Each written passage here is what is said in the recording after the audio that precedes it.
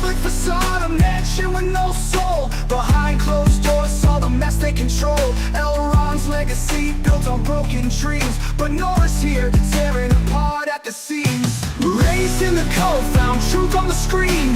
Therapy sessions where the pain's unseen.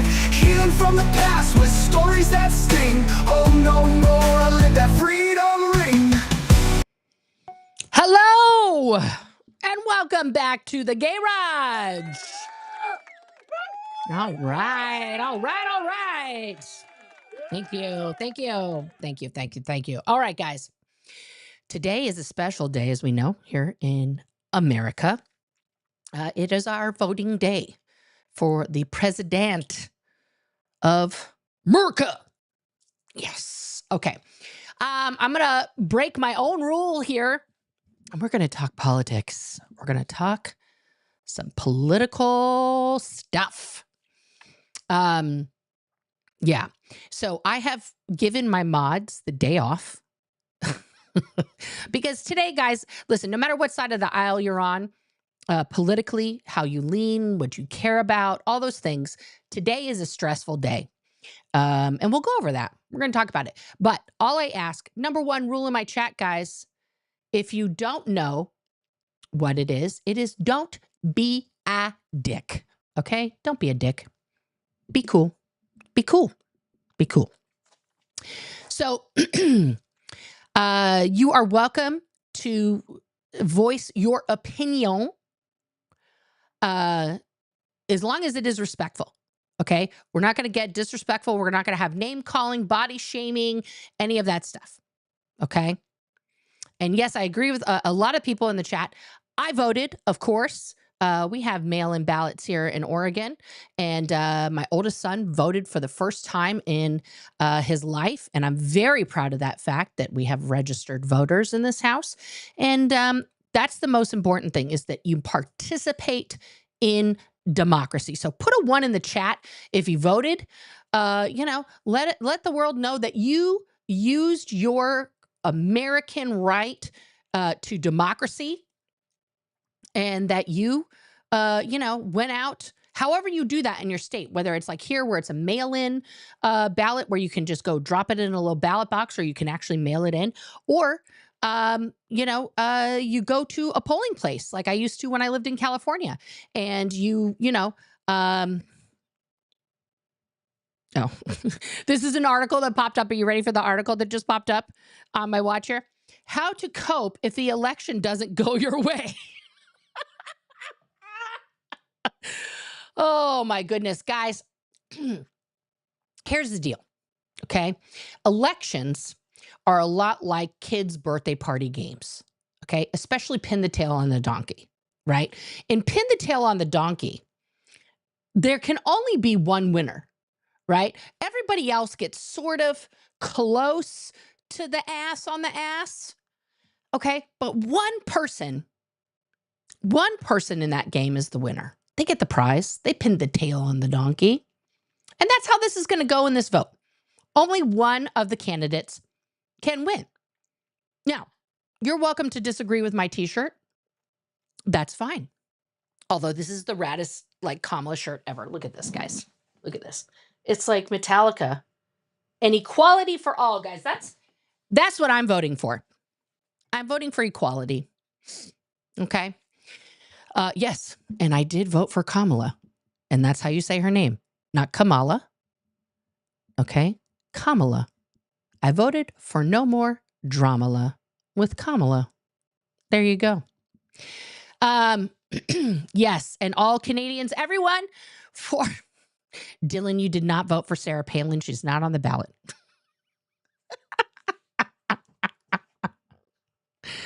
Oh. Guys, here's the sitch, though. I wanted to go over with you guys. Where did I get this? Are you ready? TikTok shop. TikTok shop. It's fucking rad sauce, this shirt. Maroa? Or is that supposed to be Merca? Fancy face? Merca. Yeah, we should just change our name, because that's kind of what we've become anyway. Oh, your granddaughter who got to vote for the first time. Yes. Oh, now what? That's amazing. I love Guys, I just love seeing people participate in democracy. I have been a political junkie since I was very tiny. Okay. I grew up, the president when I was born was Jimmy Carter, who I consider to be one of the greatest presidents this country has ever had. And then, of course, I grew up then for the next 8 years after Jimmy Carter. I was 4, and Reagan was voted in. And as a kindergartner, I can tell you the Reagan years were fucking terrifying. Okay. We were scared of everything. The polar bears dying. I mean, people talk about that now because they're actually dying. And people made fun of me in kindergarten because I was like, guys, there's a hole in the ozone layer and the polar bears are going to die. And Billy, if you're still out there from kindergarten who told me I was full of shit and the polar bears would never die and the ice would never melt, how do you like it now, Billy? How do you like it now? Okay. I was very, upset about those things, and not just because my parents screamed at the TV about Ronald Reagan. I, watched a lot of stuff. When I watch politics, okay, I like, especially when something's going on in Congress, okay, I watch C-SPAN because there are pundits that I love, okay, and I watch them for like their, vignette analysis of something that happened when I can't watch all of C-SPAN. But truthfully, when something is going on, I watch C-SPAN because it's unedited. There's no commentary. It's just what's happening. So if there is a hearing happening in, one of the chambers of Congress or with a specific committee, if it's not top secret info, they put that on C-SPAN and you can watch the whole thing, not just the highlights of some, quip that went back and forth. Watch the whole thing when people are being interrogated by Congress about their financial practices, about their ethical practices, about all these things, right? So it's super important to be involved in democracy. I have a lot of huge feelings about our democracy as a whole. And I'll go into that here in a little bit. But first, this channel is still about Scientology. I want to go over a couple of things. Scientology, by and large, is dominated by Republicans or libertarians. These are the two parties that it's acceptable to be in as a Scientologist. I only found that out when I was in the Sea Org because my parents were Democrats growing up. And so my mom grew up in San Francisco. And so when my mom would have a liberal point of view on something like gay people, her people around her would be like, oh, she's from San Francisco. Like as if her brain had been deformed by the coastal moisture and living in proximity to the Golden Gate Bridge or something, right? So, that gets laughed off, and that is a stereotype. I know a lot of conservative people that live in San Francisco too. But it is a stereotype that you're from the West Coast. I'm from California. And then you're automatically like a super liberal person. I know plenty of conservative people that also, went to school with me side by side and are now completely on the other side of the aisle from me. Even though when we were children, in our ideals, we had the same, basic ideals. Okay. But I discovered that as a Scientologist, specifically as a Sea Org member, I was supposed to be a staunch Republican. I did not know that. In 1996, I voted for the very first time in the first election I was eligible for at the age of 20. And I voted for, Bill Clinton. And I was super proud of that. I mean, I was just so proud that I voted, that my vote mattered, that I could go to the polls and do that. I got a sec check. Why would you vote for Bill Clinton over Poppy Bush? I was like, you guys do remember that Poppy Bush was the head of the CIA, right? And I'm not buying the 10,000 points of light. Okay. It's just not, I want this guy with the saxophone. He seems fun. I like his wife, that's how I voted. He has a daughter my age. I'm like, we're vibing. We get it. We're here. You know. And yeah, now I took a bunch of shit for that until what happened, guys? Does anyone remember what happened under the Clinton administration for Scientology? Anyone? Anyone? This is how much Scientologists flip-flop. So then his Secretary of State went to bat for Scientology in Germany and told the German chancellor, like, go fuck yourself. Scientology is a religion. Okay. Now, I think Madeleine Albright is one of the greatest Secretary of States this country has ever had. She didn't take any shit from anybody. I loved her. However, no, guys, the tax exemption didn't come under fucking Clinton. Everybody likes to blame him for that. No. He wasn't president. Guys, this is like when people get confused as when Trump was in office and when Obama was in office and blame Obama for things that he wasn't in office for, like, you know, the Gulf War when, you know, Georgie Jr. was in, when GW, okay?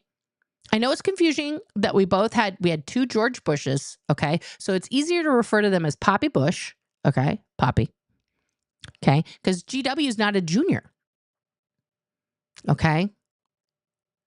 And don't forget that he married a Democrat. He turned his wife into a Republican. Like, he was hot for teacher with the Democrat, and that was a big dang deal that he married her, but they love each other, okay? But yeah, Poppy Bush is who gave Scientology tax-exempt status under his administration, under his IRS, okay? That was Poppy Bush. They couldn't get it under Reagan when he was VP, but they got him when he was POTUS. Okay? Yeah, thanks, Obama. Everything gets blamed on Obama. Like, you can't literally, you know, be at fault for everything. Guys, and I loved Barack Obama as a president. I'm still mad that he didn't sign the Kyoto Accord. Okay? Like, I think there's things with every person in office that we can all point to and say, I don't like that particular thing. Okay. But then there are times and things get twisted. Okay. Especially in today's political climate. I was going to play for you Grant Cardone's speech from the fucking Madison Square Garden rally. But honestly, guys, I'll just show you. I just can't stand this man. He's just so stupid. He made like a whole like promo video for himself out of it. I just look at this thing. Just look at it. Just. How you guys doing? How you guys doing? Hello, New York. My name's Grant Cardone. Yep, I'm great. Now look how he introduces himself, guys. Watch how he introduces himself. I'm an educator, small business owner, and a real estate investor.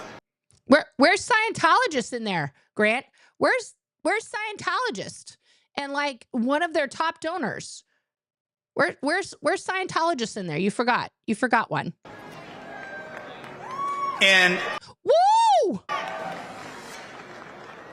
In February of this year, oh no, I came to this great city. He came to New York, guys. He went to go see Hamilton To make a real estate investment, and had to discontinue the deal because of a $454 million judgment against Donald Trump. Why would he not be able to do a real estate investment? Because Donald Trump is a criminal. That doesn't even make sense. Those words don't make sense. If somebody else crimes in a state, that has nothing to do with you unless you crimed with that person. Right? But listen to his reasoning. You have the highest food prices, the highest transportation, and the most crime. New York is expensive. And your politicians want more taxes, not less. Yeah, they want more taxes from rich people, not from the poors. But let's be specific. This is insanity, folks. Okay? Why would people want to tax me? It's not fair. Politicians in blue cities want to raise your taxes because they live off your taxes. Yes, that's how their salary gets paid. That's how the system works. They taxes, and then that's their salary. It's part of, but the taxes also go to Medicare, Medicaid, Social Security, the roads, infrastructure. It doesn't all go in a pot that they just dive in like Scrooge McDuck and are like, look at all of our money. Like, no, that's not how America works. This is how they get paid. And I'm not here to invalidate them. Invalidate, guys. That's a big Scientology word, okay? He doesn't want to invalidate them, okay? Because, you know, he respects them. The whole world can see their incompetence. No, actually, that's not what the whole world sees. They're complete tools of the elites. Not the elites! Like, guys, the elites is a dog whistle for liberals, because technically Grant is an elite because he's a bajillionaire. Like, I'm not an elite, but elite means liberal. It means the gay. They're mere puppets. I'm a total That's right, puppet. puppets. That's right. And a little common sense. Who's got a little common sense in the room? I do. And you have no neck. So I just wanted to let you know that. My neck is falling down because I'm getting old, but you've lost your neck, Grant. You should find it. Just a little bit. And literally the math of a 5-year-old tells you that. Because that's how far he got, was kindergarten math. And now he homeschools his children with that. Their policies don't add up. And at the same time, and now he puts in, look at it. He puts in this thing, which, by the way, is not, yeah, this is not accurate either. 80 million illegal immigrants into a country that has a housing shortage. That's not even from our border, that footage, but moving on. Come on, man. It don't make sense. Notice how he had to put like a little American flag here in the corner just to show, because the Trump Vance thing doesn't represent America. Oh, I said no body shaming. That's right. And then I just talked about his no neck situation. I apologize. I broke my own rule. I apologize. And lastly, the most insane of the insane, they want to tax unrealized capital gains. They want to tax unrealized capital gains. I don't even know what that sentence means. It means like imaginary money. What? What the fuck does, if I have something that's unrealized, it's not real. It's no real. So why does it matter? We're going to tax imaginary stuff now? Okay, I don't know. I don't think so. No. Correct, Onita. We don't have a housing shortage. We have a real estate hoarding. Correct. We have plenty of houses. Guys, how many buildings does Scientology have all by themselves? Okay, where they, wow, it's just like, it's like talking to my mom on the iPhone. Where they have, you know, buildings that are totally empty. How many homeless people could live in Scientology's buildings alone in this country? Like, come on, Grant, come on now. No, this is complete gone. They've already crippled the dollar, manufactured inflation. No, inflation came about because of Reagan. Because he didn't increase the working wage along with everything. That started in the Reagan years, guys. The working man's wage has not kept up with inflation since 1977. So the leftover portion of Carter's administration rolled into Reagan, and Reaganomics made it worse. The working man's wage has not increased, okay, in 44 years at the same rate of inflation. That is the problem here. It's not because people don't want to work and blah, blah, blah, blah, blah. It's because CEOs make gajillion times the amount. It's not a gajillion, guys. I know that's not a real number, okay? They make like 500 times the amount of the workers they employ. It is insane. Thank you. Okay, Rogue Lesser, thank you for this explanation in a box. Unrealized capital gains means that people making over 100 million, Okay, guys, let's be specific here. $100 million. Like, please put me in that category. I would love to make that much money. I don't even make $1 million. I don't even make $500,000. Guys, I'm not even making quarter. I'm not even making a tenth. This is not lucrative, okay? They're taxed at 25%. Guys, that's still less than regular folks paid in the 1950s for tax. Do you guys realize that? That our tax rate in the 1950s was at 60 to 75%.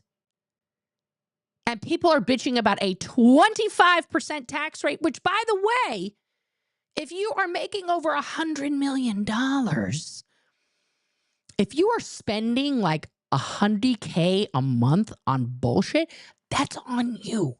You gotta fix that. You gotta like literally make a better budget. Stop, stocking your fridge in little rows with things you don't use. Like all this bottled water. Get a fucking Brita filter. Okay, bajillionaires, do what we do. Go to Costco. Okay, figure it out. It's really not that hard. You can live within your means. And your means is everything. You could afford everything. So stop buying everything every week. Like, it's not that hard. It's math. For fuck's sake. This is my favorite part. Imported a virus censored. Imported a virus. Where have we heard that? Imported a virus. No, we didn't. The Democrats weren't like, you know what? No, it'd be fabulous. I'm just throwing this out here, just spitballing. What if we just, DoorDash us like a virus to America and just shut down the whole economy and, kill thousands of people? Just cut out the chafe a little, Let's get rid of those guys a bit, those ones that don't matter. And then, we'll just all stay inside for a few years. It'll be great. It'll be great. Fabulous. Fabulous. I love it. I love this idea. Also, COVID happened under the Trump administration. So if anyone imported it, it was Trump. Let's please be factual. Let's be factual. Yes, thank you. Your voices and made censored your voices. Yeah, we don't like, super hate speech, Grant. That's not censorship. It's called manners. Like, guys, I hate to be like super nerdy, okay? But the First Amendment has been stretched. It's just stretched so far in this country. Far, far, far beyond what our forefathers intended for that amendment. Okay? At a simple reading of that amendment, okay, at the simplest, corest factor, we have to remember that in England, at the time when we were still a colony, okay, when we were, the 13 little colonies here in America, just little peppered along the East Coast and a little bit in the South, okay, we were making cotton. Our number one, import was humans to do manual labor, called slaves. Okay. We still, in the 13 colonies, could not express freely any negative opinion about the King of England. Okay, because you could be put in the stockade, you could be beheaded, all these things. There's a lot of stuff. Okay, and one of the things that our very wise founding fathers at that time wanted to establish was the ability for people in a new free country, a new birthed democracy, that those people who are citizens of that brand new country had the right to express a dissenting opinion Okay, the opposite of something that is not the same, something that is different than, or any opinion they had of the governing body without fear of losing their life, liberty, or freedom. The First Amendment has been warped, in my personal opinion, into what we see now on social media, where there are no rules, except for, if I say the F word too many times on this video, YouTube is like, no soup for you. Okay, fine. But it has been warped into this idea that we all can say all of the garbage in our brain out of our mouth hole to whomever we want. And I disagree with that. Okay. I don't think that people shouldn't have opinions. I think everybody has the right to have whatever opinion that they want. Yes, you can have your opinion. Do you have the right to scream that opinion in someone else's face or take away someone else's liberty because of your opinion? Absolutely the fuck not. Okay? And that's the problem that we have right now. Right? On both sides. They're both extreme ends, I will say, of this thing, right?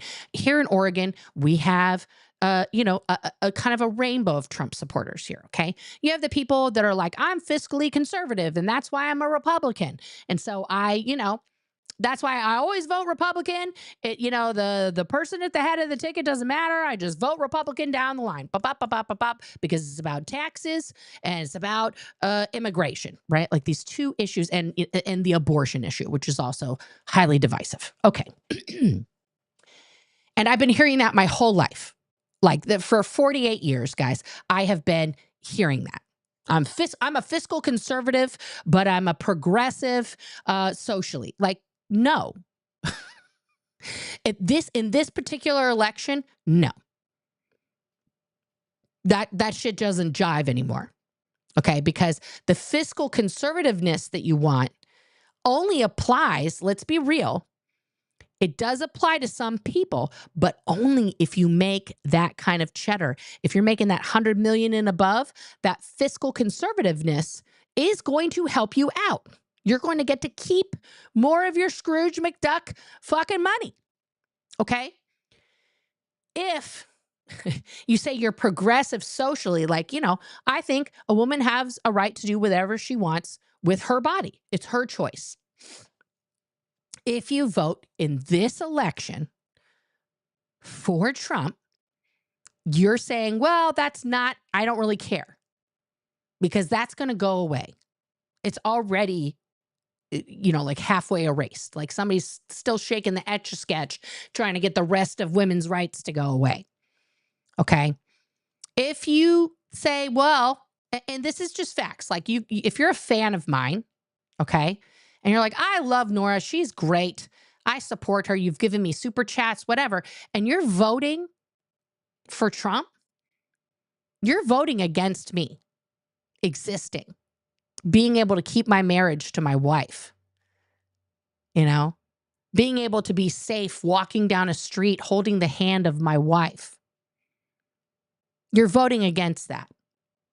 You're voting against my right as a woman to choose medically what I want to have happen to my body. There are no laws, guys. I want to point this out to you. In America, there is not one law that regulates a man's body, that regulates the functions of a man's body, that regulates his reproductive rights. There's not one law in any state in this country. But there are many laws that are invasive, that cause pain to women, that harm them irreparably, psychologically, physically, emotionally, and in some instances, cause death for the woman. This is not just like a simple right to life thing, okay? When you deny women proper health care and you take away access to that and you say it's in the name of the health of an unborn fetus, and yet in this country, we have no aftercare for women. We have no hope of fixing our foster care system, which is irreparably broken. Okay. There are over 1 million children in the foster care system in this country alone. Over 1 million. Everybody wants to throw their hands up and talk about what a woman can or can't do. Must she have the baby? Even if it's going to cause her harm, even if it's the product of rape, all these things. Okay. Tough tits for that lady. But as soon as that baby's born and that woman is dead or incapable of caring for that baby and that baby is surrendered to the state, please, anyone in the chat here who grew up in the foster care system, please let it be known the conditions and the psychological things that you're dealing with now. Because I can tell you from experience, from relatives who ended up in that system, people want to talk about how bad cancer is. Fuck cancer. The foster care system is a psychological torture chamber for children, and it's legal in this country. Okay? This is insane to me. Yeah, this is a fact, okay? Gunna Fawcett, this is a fact. Please look it up. How many pregnant women have died since Roe v. Wade was repealed? Okay? In our country, women in childbirth mortality had dropped markedly since the 50s in this country. It is now horrifically out of control. Okay. And there was a recent article, an actual interview. I'm going to find it, where a psychologist was talking to children who are the product of rape. Now, I want you to put yourself in the mindset of a child whose mother was forced to have them, who then discovers in their lifetime, where did I come from? How did I get here? Who's my dad? Now, I want you to put yourself in that mindset of that kid who's, could be any age, could be 7, could be 13, could be 18, could be on their wedding day when they're 27. And they don't have a dad to walk them down the aisle. And their mom finally breaks down and tells them, I never told you this, but I was raped.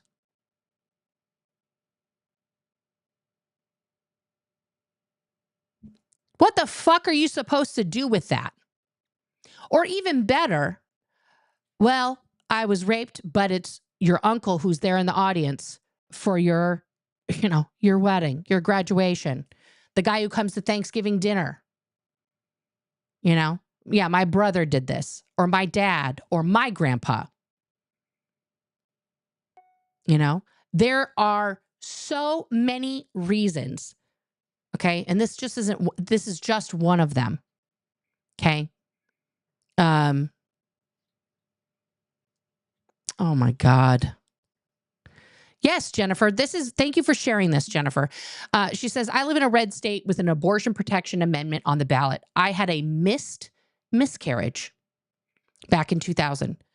Cute term for something that would have killed me under the current laws. Correct. Now, this is another thing to understand, that these are the laws that Republicans are putting on the books. Okay? That if a woman has a miscarriage, she can be charged with murder and go to jail because her body did the thing it's supposed to do. When something is awry in the pregnancy, the body itself, the uterus is a very powerful, amazing organ that women have inside our bodies. And if something isn't working quite right in that pregnancy, the uterus is going to be like, you know what? We can do another take on this one. Okay? Anything could happen. But now women will be charged with murder. Girls will be investigated if they miss their period. Guys, I did not have a regular period ever in my life. Not once did I get my period every 28 days, and it lasted for exactly 7 days. And then 28 days after that, I would get another one. Not one time. Now, imagine those same regulations on a penis. Okay? Imagine men and boys, because this is being done to young women, to prepubescent and just pubescent girls who range in age from 8 to 12 when they start their period, or in my case, 14 and a half. Okay. But the average time span is between 8 and 12 for a young woman to start her period. Okay. Now imagine talking and regulating your 8-year-old son's ejaculations. Oh, you had a wet dream? We're going to have to call somebody about that. You keep having those. This is getting bad. Oh, you masturbated again? That is going to probably put you back on probation, bud. You're going to have to do some more community service hours for that. Yeah. That is bad. Like, can you imagine that? Can you imagine that? Can you imagine if a man had to have a ultrasound wand put into his urethra in his penis to, examine his innards to make sure that they're all working properly up in there? You know how quickly there would be another procedure for that? They would be with the quickness. If men had to get their balls put in between two plates and smashed just as fucking much as they can do before they pop, like women do with their breasts to get a mammogram, that would not exist. It would not happen. But nobody has a problem doing all these things to women. Okay, and I did not know, this is how ignorant I was, because I never used this as birth control. Okay, but the birth control methods for women are barbaric. Barbarism. Okay, men can wear a condom. Okay, it's just a little cover, little cute coat. Sometimes they even come in flavors, guys. Fun. Okay, ribbed for her pleasure. All these things. Okay, and they can get a vasectomy, which is reversible. It's a minor surgery, outpatient, and you can get that shit reversed. Okay. Women, what do we have? We have the pill, where one of the many symptoms, side effects that you can get is death. No man has ever died from a vasectomy. No man has ever died from a condom. Okay. Women have died from the birth control pill. That is a side effect. Okay. Death, mood swings, bloating, hypertension, okay, cancer. Or we can get, the injectable thing, that's supposed to, be magic. Okay. Or we can wear like a little patch. That's the least offensive one. But again, it's all the same hormones in the pill, right? Still fucking you up. Okay. Or we can get an IUD. Ooh, and it looks like it's just like little hooks, and it looks like a little, thing. In order to put that in, okay, in order to insert that into the uterus, and I was unaware of this for the procedure, and this is the procedure to put it in or take it out. Okay. There's a hook mechanism, okay, that is 3 prongs. Okay. Two claws like this and one pointed up like this, that they grab. Not just like, can we open her up here? Can we just hold her open a little bit? No, they grab it, claw into the cervix to hold it open forcibly so that foreign object can be, have its space odyssey inside the uterus to keep a woman from getting pregnant while she has one of those in there. And it still doesn't work 100% of the time. It still doesn't work 100% of the time. Okay. This is what I'm talking about. Or the natural method, know when you're fertile. Well, that's great for people who have a regular period, Sandy. Know when you're fertile. I'm just supposed to stick a thermometer in my hoo-ha every minute to figure it out.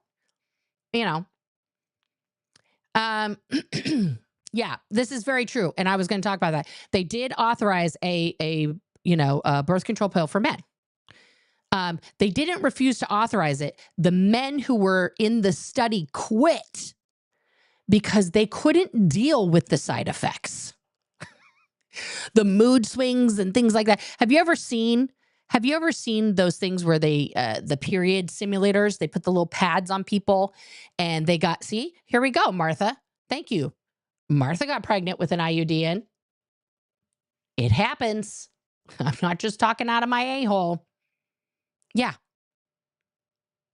Yeah. IUD is the worst pain. Now, Vicky at the warehouse, would you say it is the same or worse than childbirth?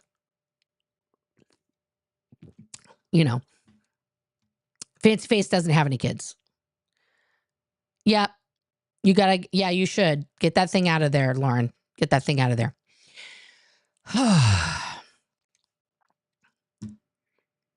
If two heterosexuals decide to have casual sex and pregnancy results, who pays the price? That's a good question. That's a good question. In my personal opinion, it should be up to that woman what she wants to do about that. And better yet, let's not take away a woman's ability to walk into a Walgreens and say, hi, I would like plan B, please. Thank you. After that casual sex. So that doesn't happen at all. Because the only person paying the price in that is that child. That's who pays the price. If that woman is forced to carry a baby to full term, births it, that child will forever bear that scar. Ever. Okay? And let me say something. You're talking to somebody who carried 2 babies to term. Okay? 2. That was some of the most brutal experience in my life. It was beautiful at the end, and I love my children, and I'm grateful for them. However, asterisk. I never will pee right again for the rest of my life. Okay? And that's because each of those children danced feverishly on my bladder for 9 months. Okay? And yeah, see? Daughter-in-law got pregnant with the injectable. The antibiotics killed the effectiveness. Yeah, I mean, that's ridiculous that an antibiotic, like, you get sick, you get an antibiotic, and now the efficacy of your contraceptive is gone. It's ridiculous. Okay? But when a woman creates another human in her womb, in her uterus, y'all, this is not an easy task. This is not just something that just happens and then at the end of it, there's like this, like, and then a baby pops out. That is what the movies have told us. Okay? And women, because of movies, are made to be quiet, to not speak, don't speak about our pain and the problems and the discomfort and the absolute agony that your body goes through while making that baby. Okay. For some women, it is an easier experience than others. Okay. But all women experience certain things at certain times during their pregnancy. Okay. Most women have morning sickness. And we call that so cute. Morning sickness. It's just morning sickness, you know. No big deal. You just get sick in the morning. Just, bloop. Ooh, I ate breakfast too fast. Bloop. No. Morning sickness, for those of y'all who had COVID, okay, and or don't have a womb or didn't birth a baby, I'm going to explain to you, okay? If you felt really, really, really shitty during COVID, like everything was just like bright and making you sick and you couldn't move and your whole body felt like it was dying all at once, that, but also you're uncontrollably throwing up. Okay. That's morning sickness. It is not just like, oh, my tum-tum, I just take some Tums and I'm all bitter. Like, no. And some people have that for the whole 9 months. That's how they feel for 9 months, guys. And then they have to go through however many hours it takes to pop that baby out of their hoo-hoo. And that fucking hurts.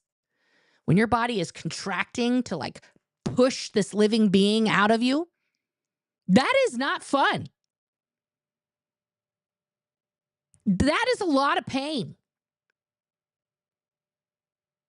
And people only talk about the birth and the morning sickness. There is a period in between where you can't operate your body anymore.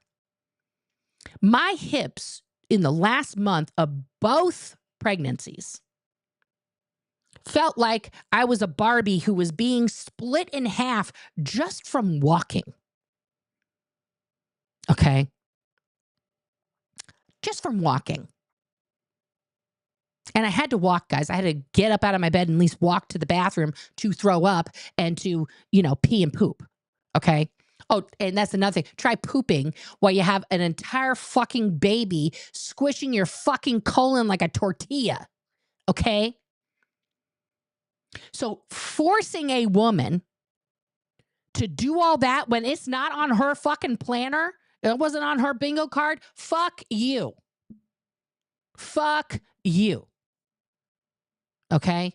That is bullshit. Because not only does that woman suffer for 9 whole months, what happens to that baby? If it was truly an unwanted pregnancy, how many of us, let's put a 1 in the chat, how many of you out there either felt this or know somebody who, like, you definitely went to their house and they were like, oh, these people did not want this kid.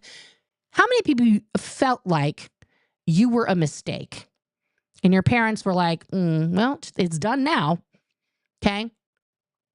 Let's put a 1 in the chat if that's how you grew up, or you had that one friend whose parents like definitely resented their existence in the world. I had multiple friends like that. Multiple. Okay. This is just one of the issues that is on the ballot today. Okay. Just one. And I know that people feel very strongly about this. I am a mother. I have birthed 2 children. I love them. I care about lives of children. Okay. However, if someone else out there who was not me, I wanted my kids. I was fucking trying for that shit. A lot. Okay. My second kid, I wanted him to be born in July. So we were trying for like 4 months. And then I had another summer pregnancy. It fucking sucked. So that's on me. But that's how much I wanted that kid. I was like, let's do it again, even though that wasn't my favorite thing to do, guys. Okay. Because I'm super gay, but I really wanted this baby. Anyway, that's a whole other thing for my therapist. That's not for you guys. But there are plenty of people out there who have sex who are not intending to have a baby, because the purpose of sex, guys, breaking news, please come close, guys. The purpose of sex is not only for the creation of human life. What? That's just facts. The purpose of sex is not only for the creation of human life. Okay? It is also for pleasure. Pleasure. Okay? It's also to have a greater connection with that person that you are in love with. And that's okay. That's why gay people like me are allowed to exist, because when I, have gay sex, there's going to be no baby that's going to come out of that. That would be amazing. But yeah, two ladies are not going to make a baby together without ingredients from a man. Okay. And likewise, two men for sure are not making no baby when they engage in intercourse with each other. Okay. Because they don't have no uteruses. Okay. So they can't impregnate each other. Just like I can't impregnate another woman. That's how that goes. What was that just went by? The witch share. I literally was a mistake. I was given up for adoption. I would have preferred she kept me or didn't have me. I'm very pro-choice because I'm adopted. Listen, Cher, I want to say to you sincerely from the bottom of my heart, I am glad you're here. And I don't know that pain. I don't know your life. I can hope that you had decent adoptive parents and that they loved you. But to try to understand the pain that you feel, all I can do is just send you love. I mean, sincerely, for what you went through growing up. But these are the things we have to consider, guys. It's not all about a tiny clump of cells that is not sentient, that is not a productive member of society. Because otherwise, pregnant women should get to drive in the fucking, carpool lane, okay? Automatically. Oh, I'm just pregnant. 2 weeks. Here's my pregnancy test. I get to go in the carpool lane. Like, we can't have it both ways, guys. Okay? Can't have this emphasis on the unborn baby and all this other stuff and all these other ridiculous stories. People do abortions in the 10th month. Like, no, that's murder. That's not, if the baby is already born, you can't abort it. That's number one. Okay? Aborting is literally an emergency hatch out, like you're moving out. If the baby has already been birthed, it is no longer in the womb. It cannot be pushed out of the womb by any means. It's already in the stroller.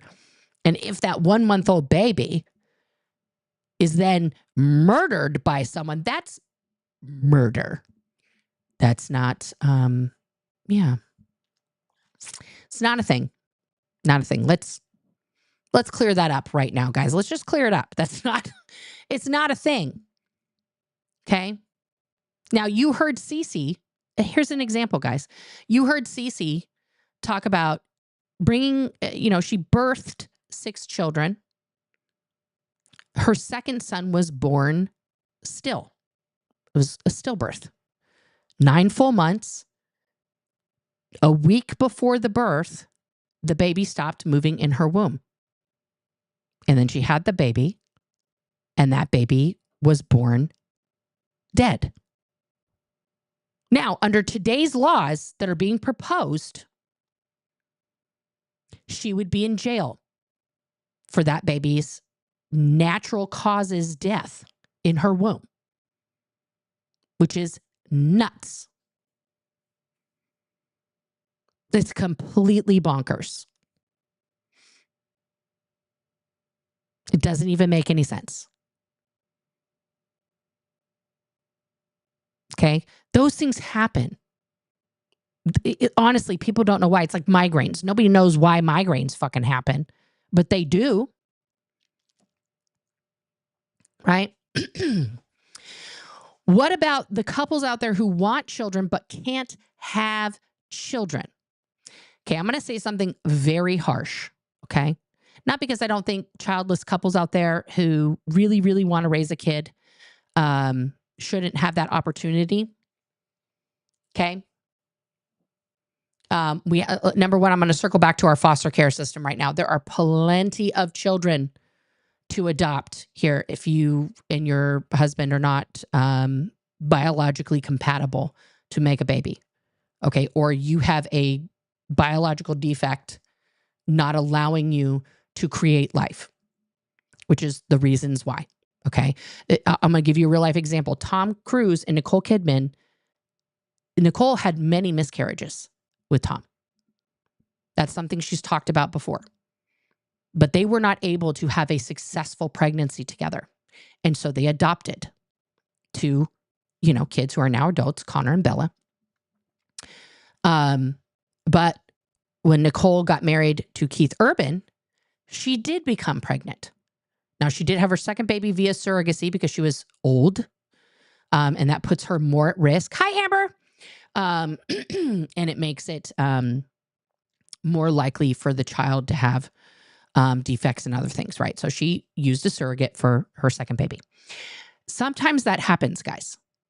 Okay? And that is part of nature. That's just facts. Okay? Nature has a purpose. Genetics, all that stuff has a purpose for the continuance of the human race. Okay? Now, this is not to say I want, the Aryan race. I fucking don't. That's a bunch of bullshit. But because I don't believe there's one superior model of human. Okay? So don't get it twisted. But if your biology, okay, is telling you no funciona, no light in the hotel, is stop trying to make fetch happen. Stop trying to make fetch happen. Okay? I tried to have a natural pregnancy, a natural childbirth, rather. I ate In-N-Out and Chipotle. I don't know how natural that is. I took my vitamins. I did all that stuff. I exercised. I sat on the little ball. I did all that shit, okay? But when it came to the birth of my first son, I was absolutely, going to do a natural childbirth. Not a silent birth, but I did not want any epidural. I did not want any anesthesia. I was like, no, I'm having this baby. It's going to be fine. So I drove myself on my due date by myself to the obstetrician's office. And it was like a red alert. They're like, oh, your blood pressure is very high. And, this is not good. The baby's heart rate's up a little bit. And, we should do a C-section immediately. And I was like, what the fuck? Fuck you. I'm going to have this baby. I'm going to do it. I can do it. Okay. So they were like, okay, well, if you're not going to let us do the C-section, which I think you really, really need, you need to go home and be on bed rest for this weekend and come back Monday. Okay, fine. So I drove myself home. Now, guys, you have to understand how pregnant. I gained 29 pounds when I was pregnant. The steering wheel was like rubbing my tummy. I couldn't get far enough back because my legs are not that long. I have a 30-inch inseam. I'm very torso-centric here, guys. Got a long torso. And so I went home and I did bed rest, which meant for me, still cooking and cleaning because I was cooking and cleaning for everyone in the house. But I sort of just sat more. Okay. On Monday, this time, my then husband, Cameron, drove me to the hospital. And again, they're like, your blood pressure is up in the stratus. What's going on? And I was like, it's fine. I'll just do some breathing. I calmed myself down. And the blood pressure went down. So now they're like, okay, well, we're going to admit you. And I'm like, okay, fine. So then I wasn't in labor though. Okay. Because they, again, were like, you need a C-section. And I was like, go fuck yourself. So they're like, well, if you won't do the C-section, we have to induce labor. Okay, guys. So this is another part of women's rights here, guys. Let's get into it. Okay. When they decide to induce you, okay, the first thing that happens is they manually break your water. My water hadn't broken. Okay. They get up in there. Well, the first thing they do is they put this like reverse tampon thing up in there to ripen. This is the words they use, ripen the cervix. Now, if you have ever like made a food baby, you know, you just ate so much food that you like, you can't move. You're just waiting for it to move through your stomach down into the colon so you can poop that baby out. It's just so huge. The last thing that you want, okay, you don't want to have sex. You don't want to do anything because anything going in there, that's an exit only right now, okay? And yeah, it is one of the most painful things I've ever experienced, having that, whatever that was. It's like it's like a tampon string that they just put in there. You have to leave that in for a few hours. Then they go in and manually break your water with like, it looks like a little hook. It's just like a little tiny hook. They just go in there, split it open for you. So helpful.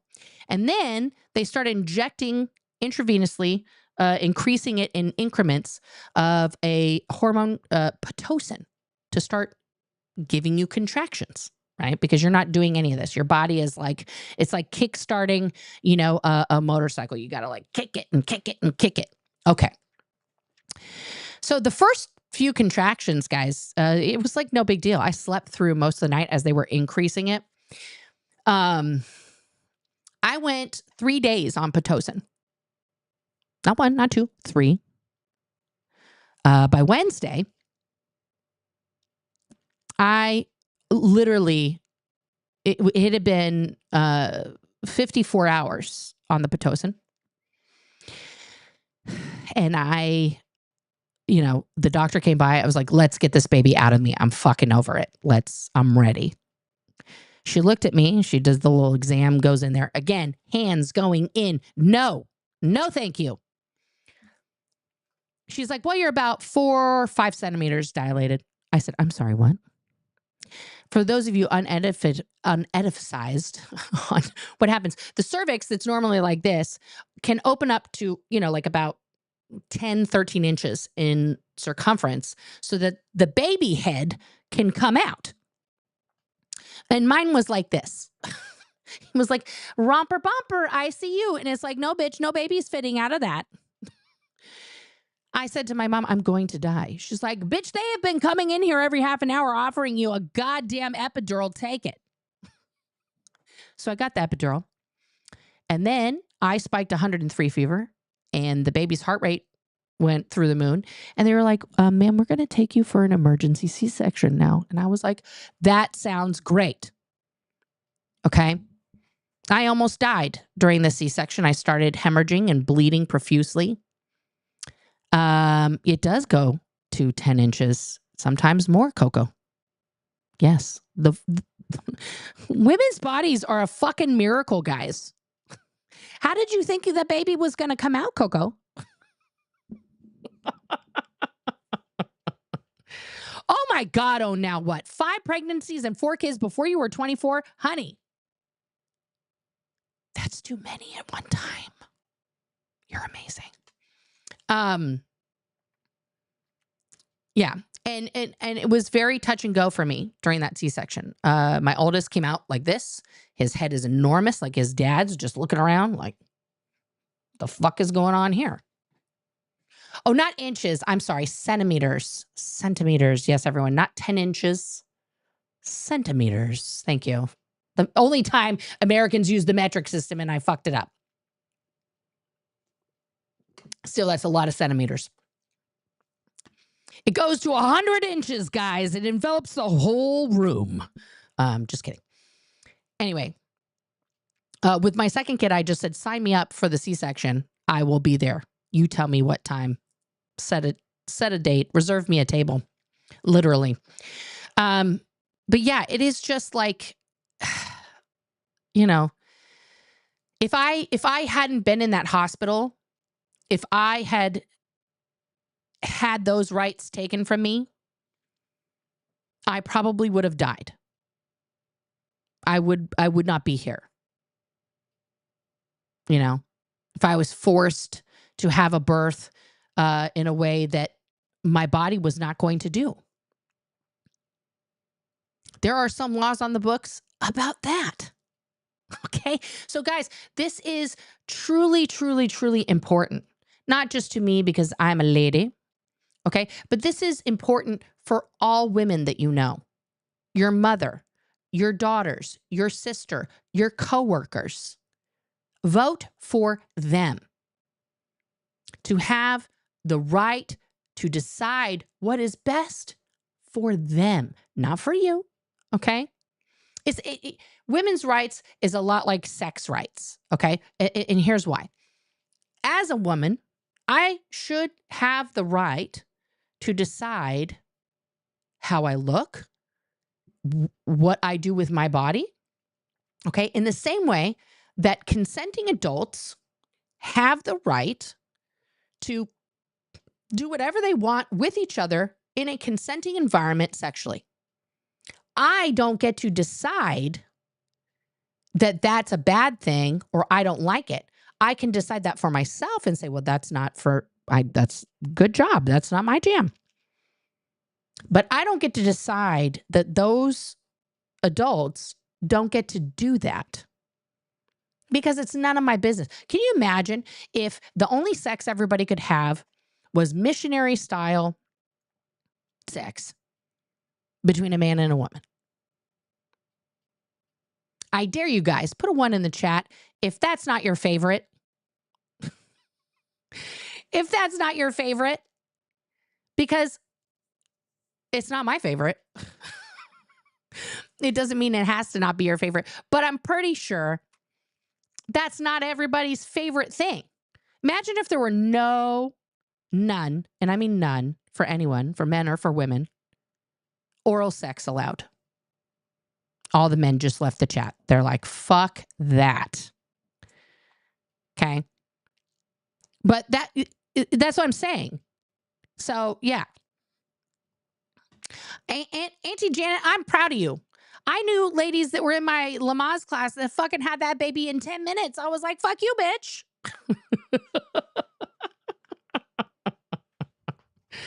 Okay. You know, everybody's birth story is different. Mine is very extreme, but it's the extremes that need the assistance. Yeah. Snoozer's so boring. I say that. Degraded daughter. Ma'am, I've seen pictures of your husband. Be quiet. You be quiet. I know why you're, we're not going to get into that. You know what I'm talking about. You shh.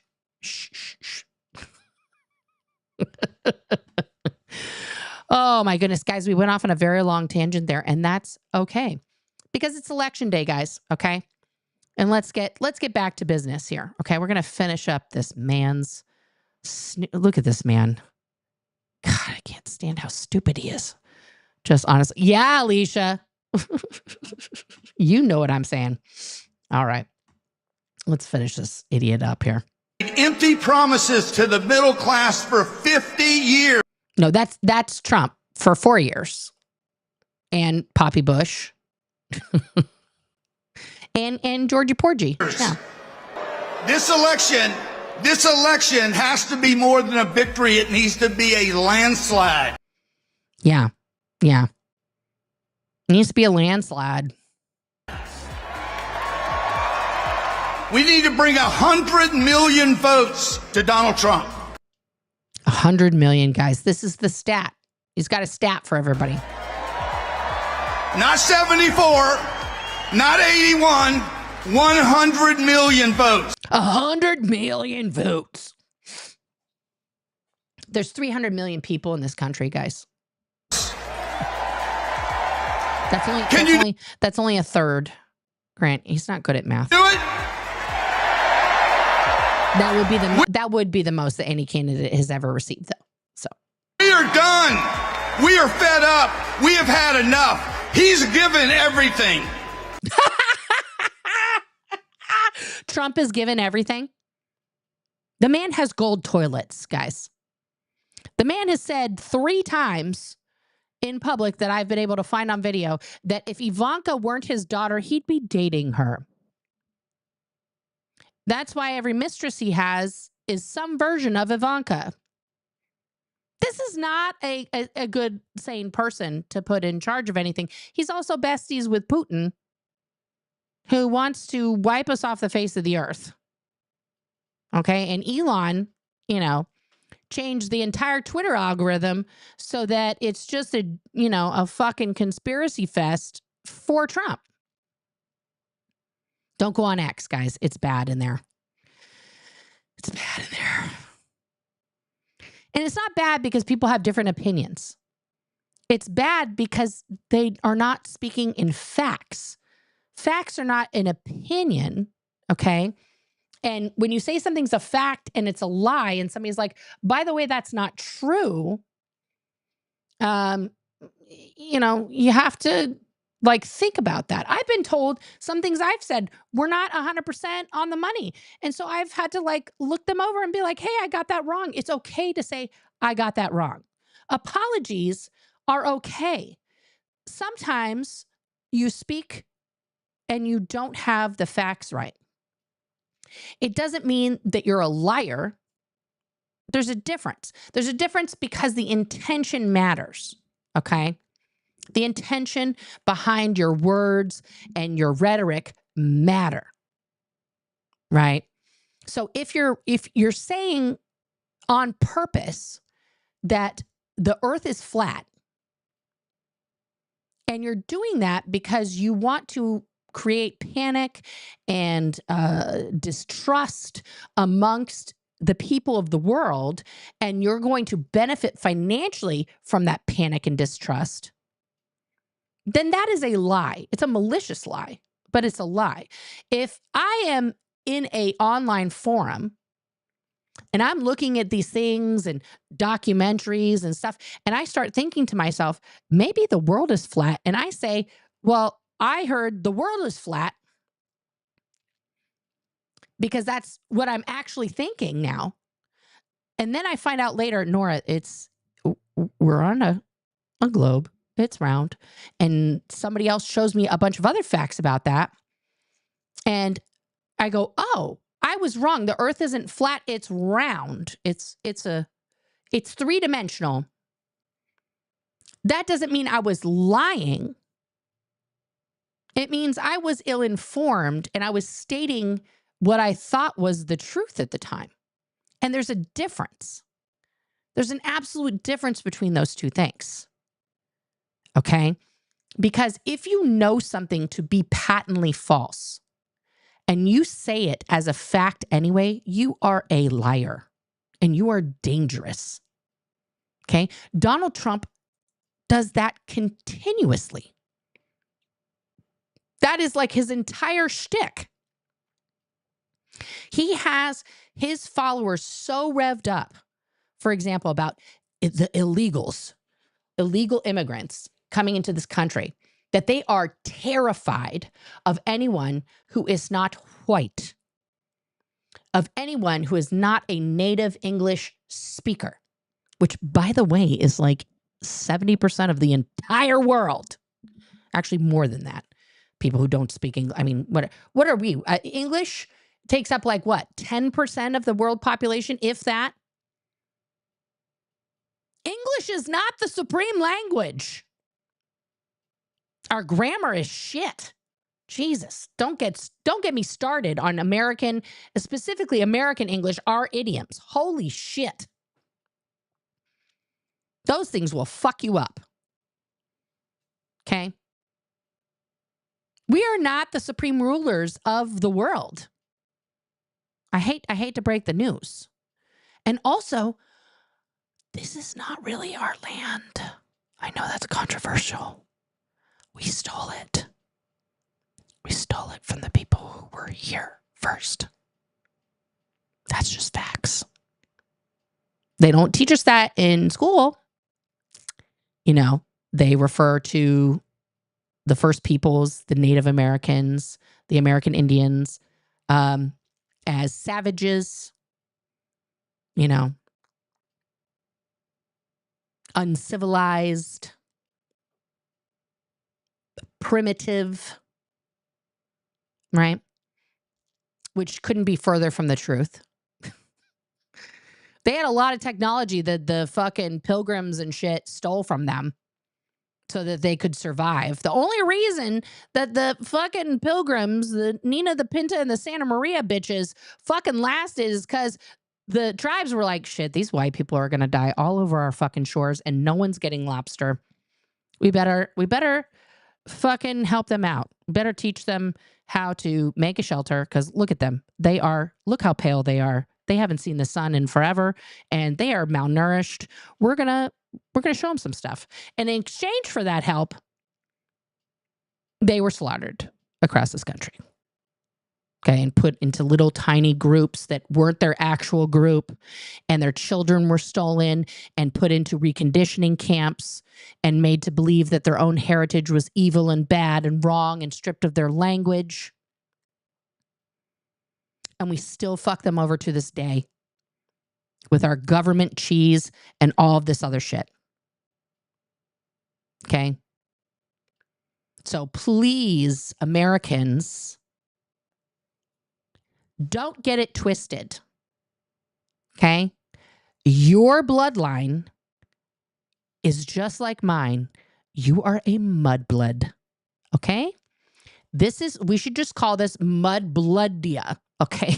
Because we are not pure here. There is no such thing, okay, as an American, as an ethnicity. You are American because you came out of your mom's uterus on a property in this country. You are not American culturally. This is the problem with our country in a nutshell, by the way. Okay? You go to other countries, okay? Pick a country, the Netherlands, okay? Or pick one of the hundreds of countries in Africa. Because Africa's a continent, guys. It's not a country, okay?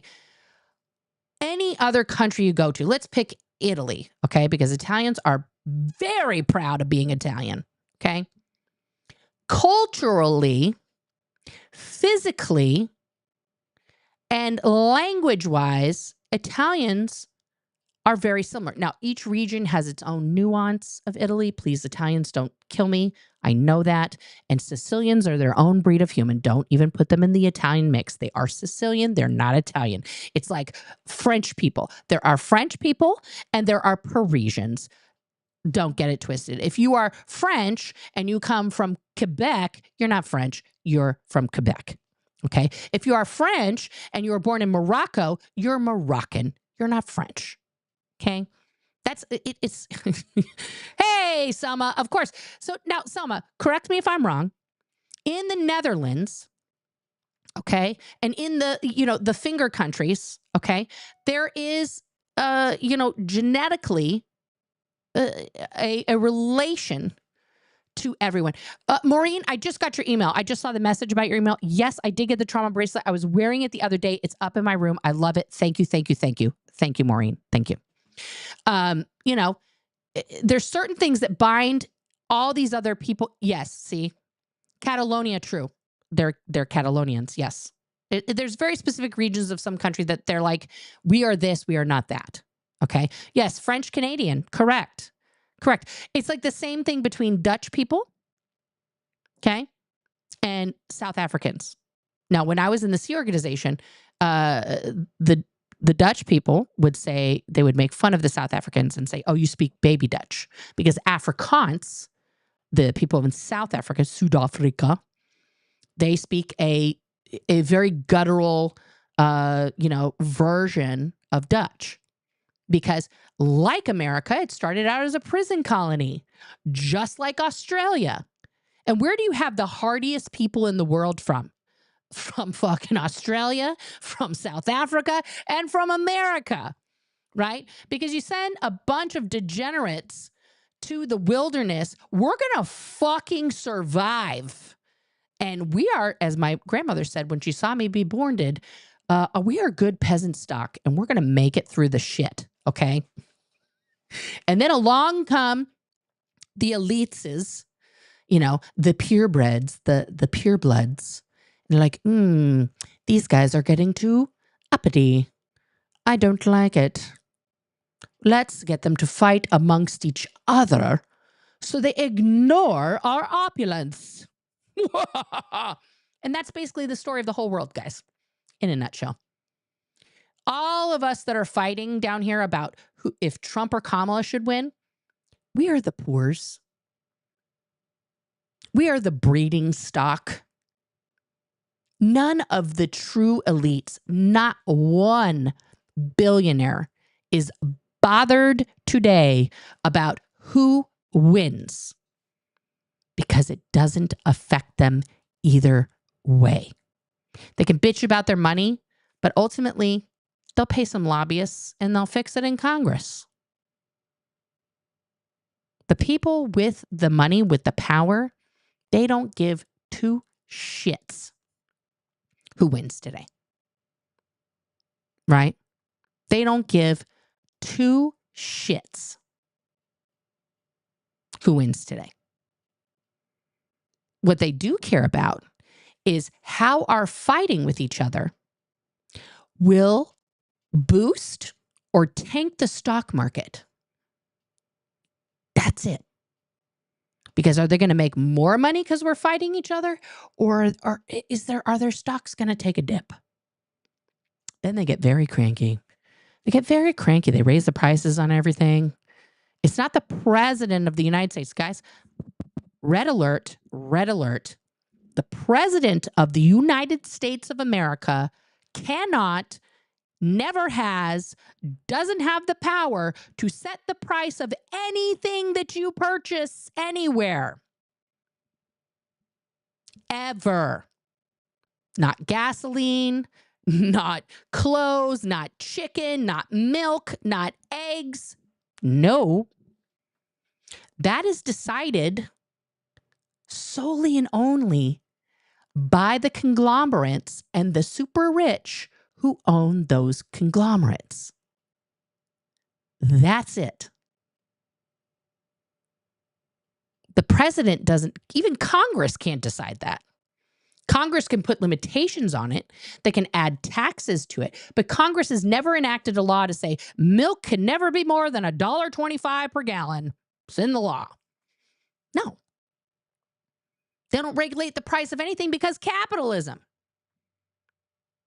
We are all being influenced right now on both sides of the aisle, okay, with fairy tale promises of make-believe about shit like that that's insane.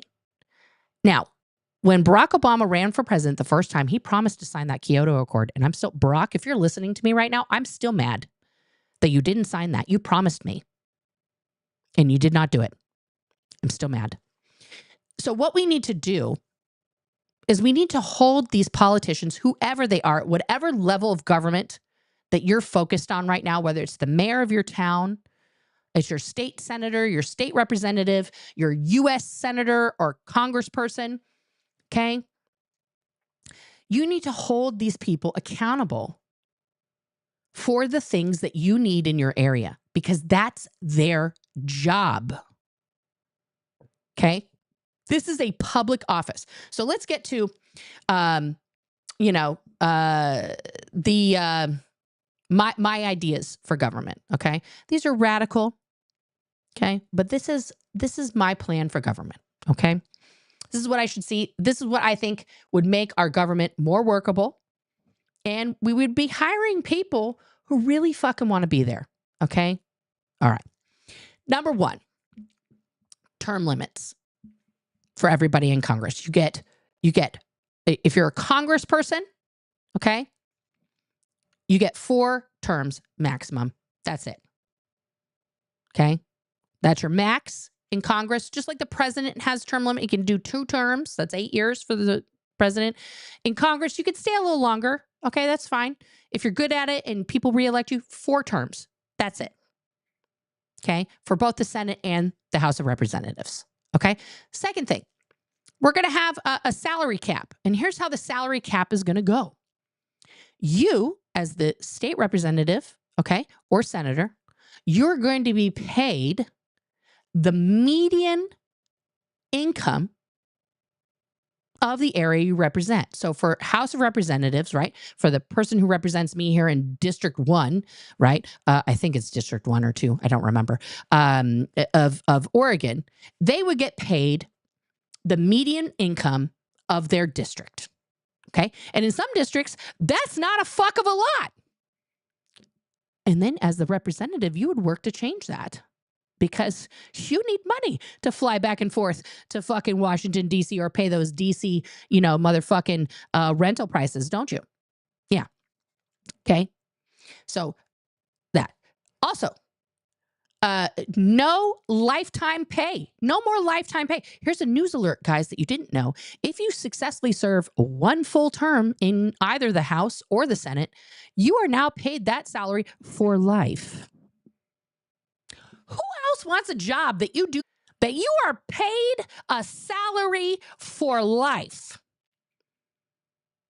Same thing with the president, guys. That's $400,000 a year. We're still paying to Jimmy Carter because he's still alive.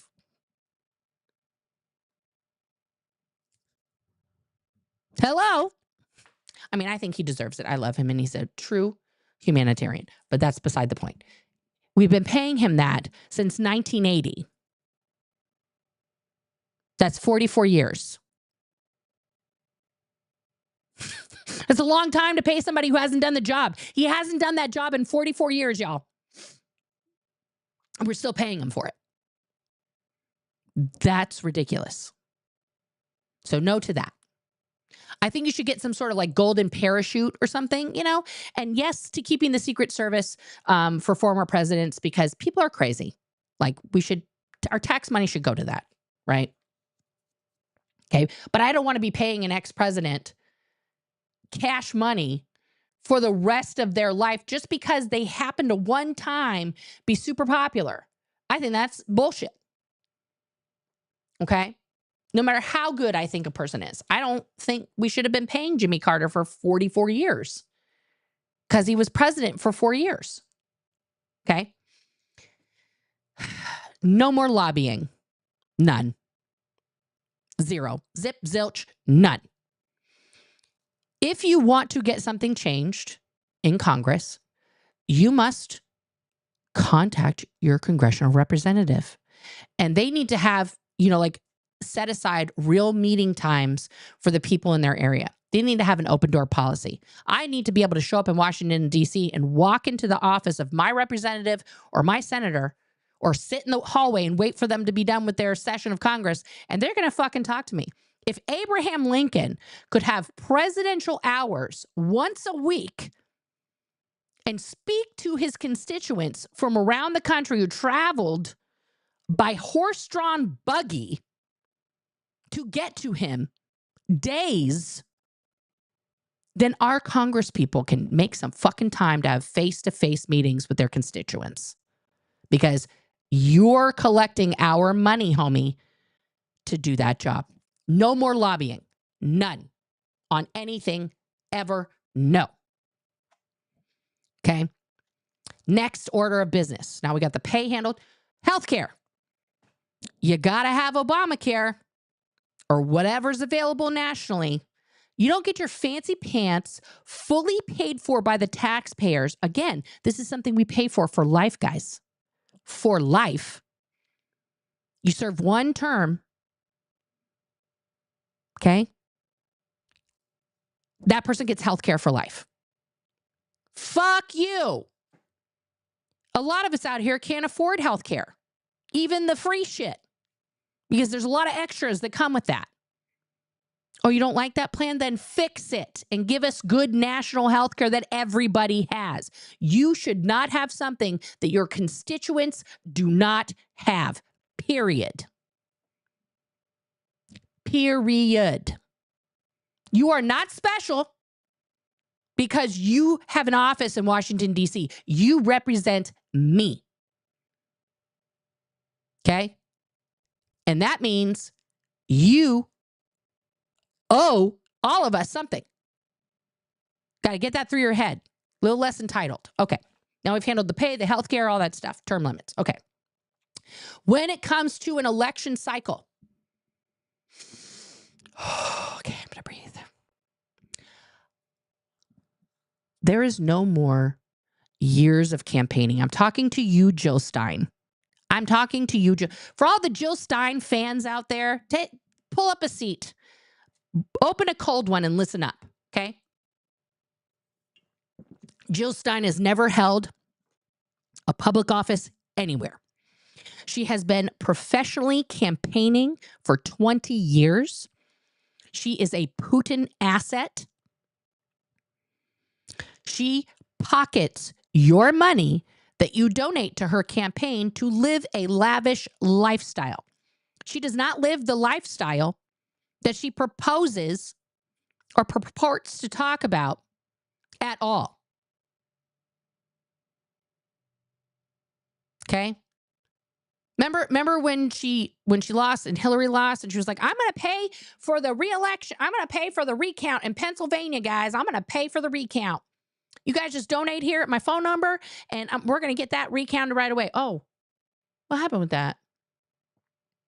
She was going to do a recount in New York, Pennsylvania, and there was one other state, Arizona or something. I can't remember. Yeah, she took all that money, guys. She didn't pay for no recounts. Not one dime. Not one dime. This woman has never not met a sucker she did not love.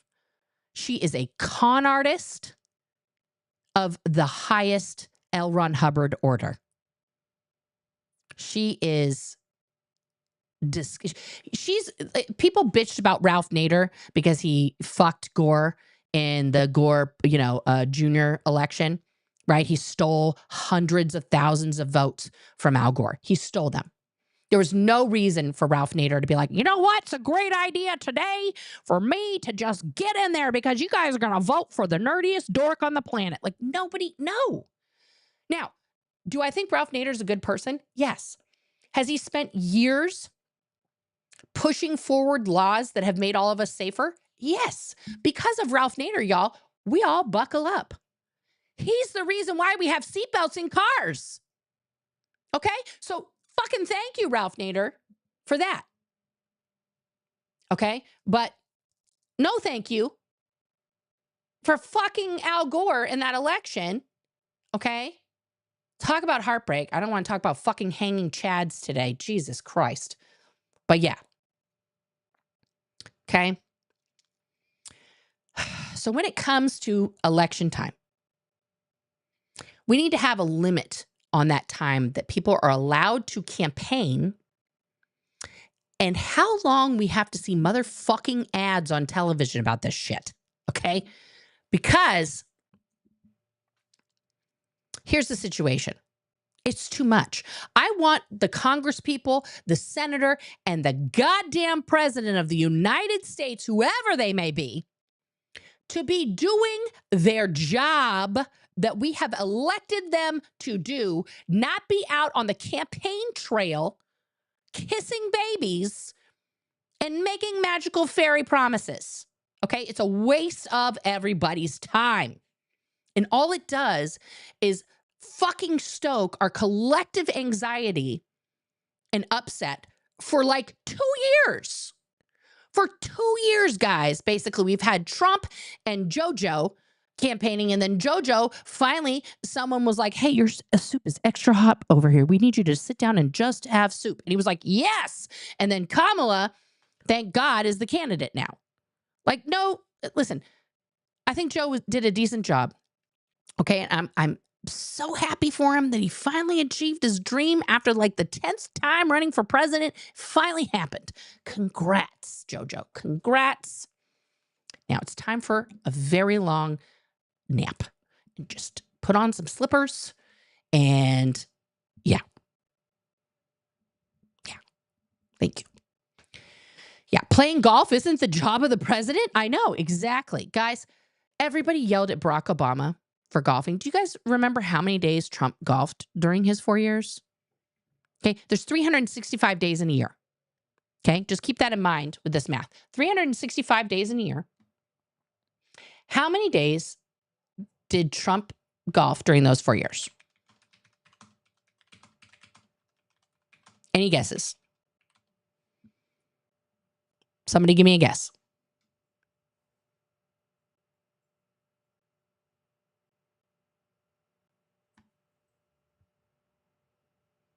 Anyone? Anyone? Okay, I'm going to give you guys the answer. Ready? Trump visited a Trump Organization property on 428, okay, nearly 1 in 3 of the 1,461 days of his presidency, estimated to have played 261 rounds of golf, one every 5.6 days. 428 times he went golfing. Okay, but now take this into account here. He didn't go just anywhere to golf.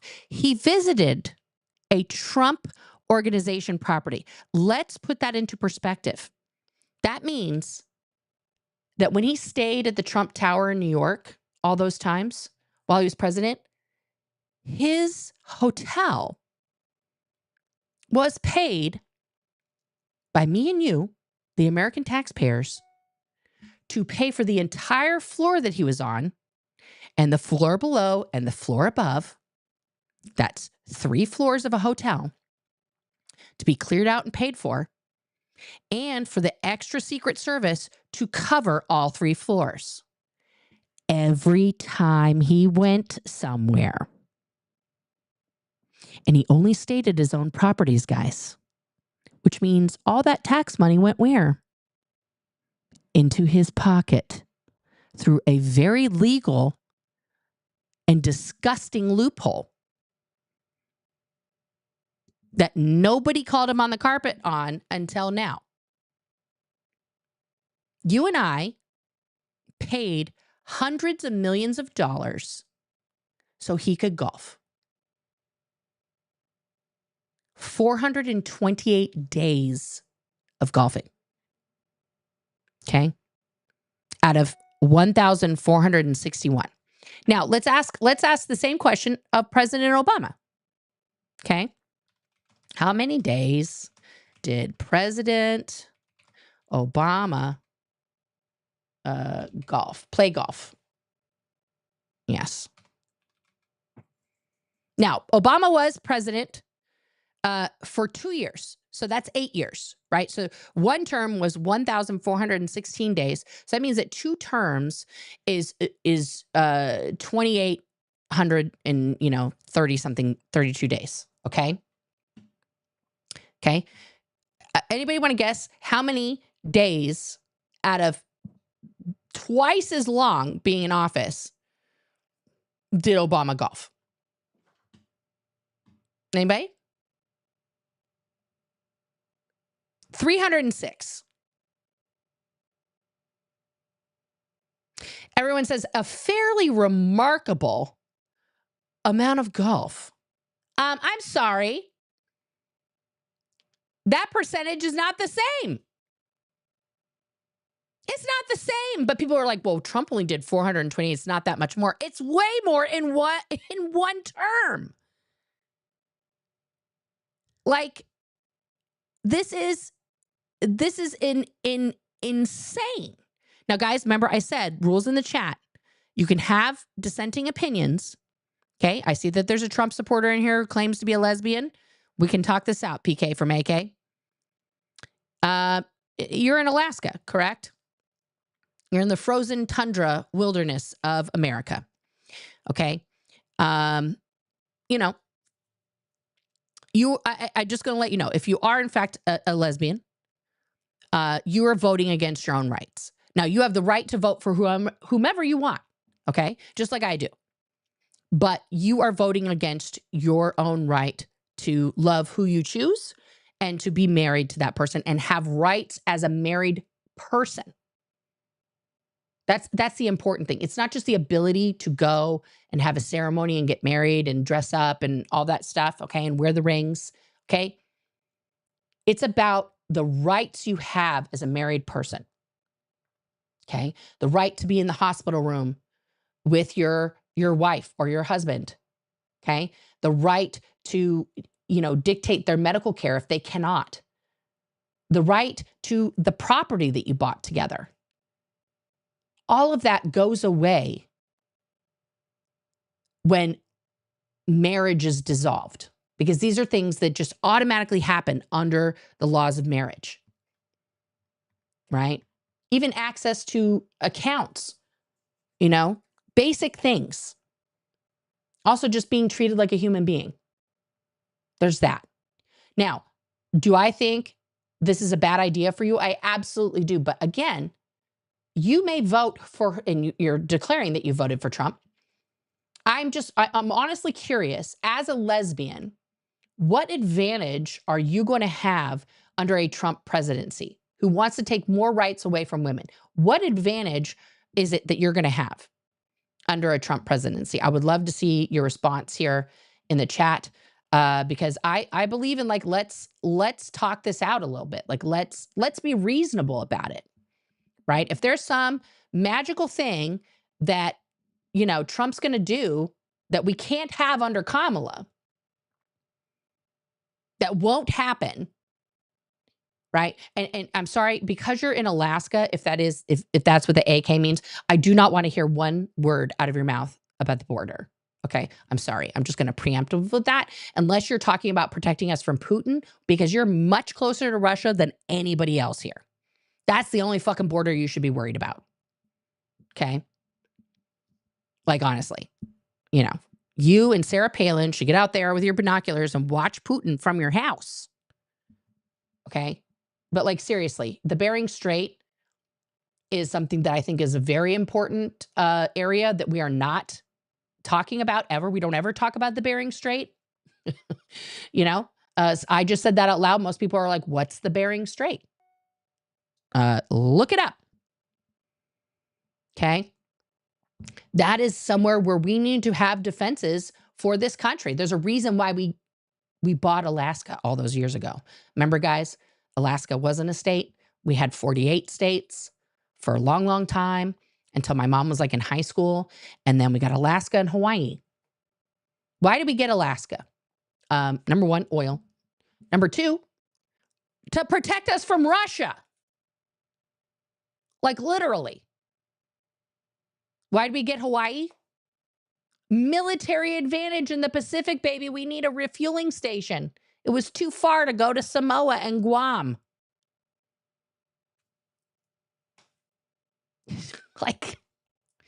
But we really gotta, you support straight people's rights. I support straight people's rights too. Absolutely. I think all the straights should feel safe and cared for. And I also want all the gays to feel that too, because guys, I'm telling you right now, okay? I just hear these words, okay? If you are a Trump supporter and you have voted for Trump and you have the token gay friend, okay? You have one, right? No, I know Russia sold us Alaska. I'm aware that Russia sold us Alaska. However, the only reason we purchased that frozen tundra is because of oil. And also, that put us that much closer to Russia so we could watch their asses. There's nothing there. There's fucking bears and shit. It's desolate. Right?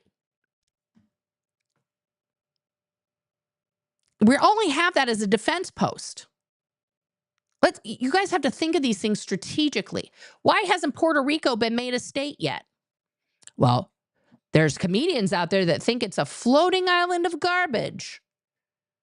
Why haven't we made Puerto Rico a state? Why haven't we made Guam as a state? Why haven't we made American Samoa a state? Okay, that's 3 states we should have. That would make us have 53 states. We just add a couple more stars to the fucking flag. You know, no biggie. No big whoop. Why does America need these territories? The whole point of America is that we weren't going to fucking do what England did with their sun never sets on the British Empire shit. Yet we keep all of these people under our thumb, charge them inordinate amount of taxes. Holy shitballs. You think you want to go to Puerto Rico and pay those fucking taxes? Shit. No. Okay? People in Guam, people in American Samoa pay outrageous amounts of tax, and they have no infrastructure, none, except for on the little military bases that are there. Same thing with Hawaii. Okay? Like, don't get this all twisted. Okay? These was just more peoples that America could go and squash and strip of culture and take over their land. Again, military strategery. That's why we have Puerto Rico. That's why we have those other places. Okay? Like, let's be real. They should be states by now. They should be state. Also, you know what else should be a state? Washington, D.C. Did you guys know that if you live in Washington, D.C., your vote doesn't count? You're an American citizen, working, paying taxes, lots of taxes. But your vote doesn't count. They don't even have a representative in Congress. They have a fake representative who doesn't have a vote. They can make speeches, but their vote doesn't count in Congress. This is insane. Because Washington, D.C. was never intended to be a city where people lived. It was supposed to be the capital where people who represented us went to conduct the business of government. And now it's one of the largest cities in our country. So if you think you're fucked and you're mad because you're on the different side of the aisle from me or your neighbor or somebody else, imagine being in D.C. and born and raised there and you get no vote. You don't even get to say, I don't like this. She's right there. Come here, baby girl. Come here and lie down. You know, it's completely nuts. Completely nuts. Okay, I went on another riff here. So, the election time. Let me get back to that. I have to focus. Guys, this is a heated subject. Okay. But the elections, this is what I firmly believe. The election cycle should be 6 months, okay, of the year of the election. So that would have been 6 months this year, okay? And the rules are the same whether you're running, and this is national rules, but I think it also could apply to local elections as well, okay?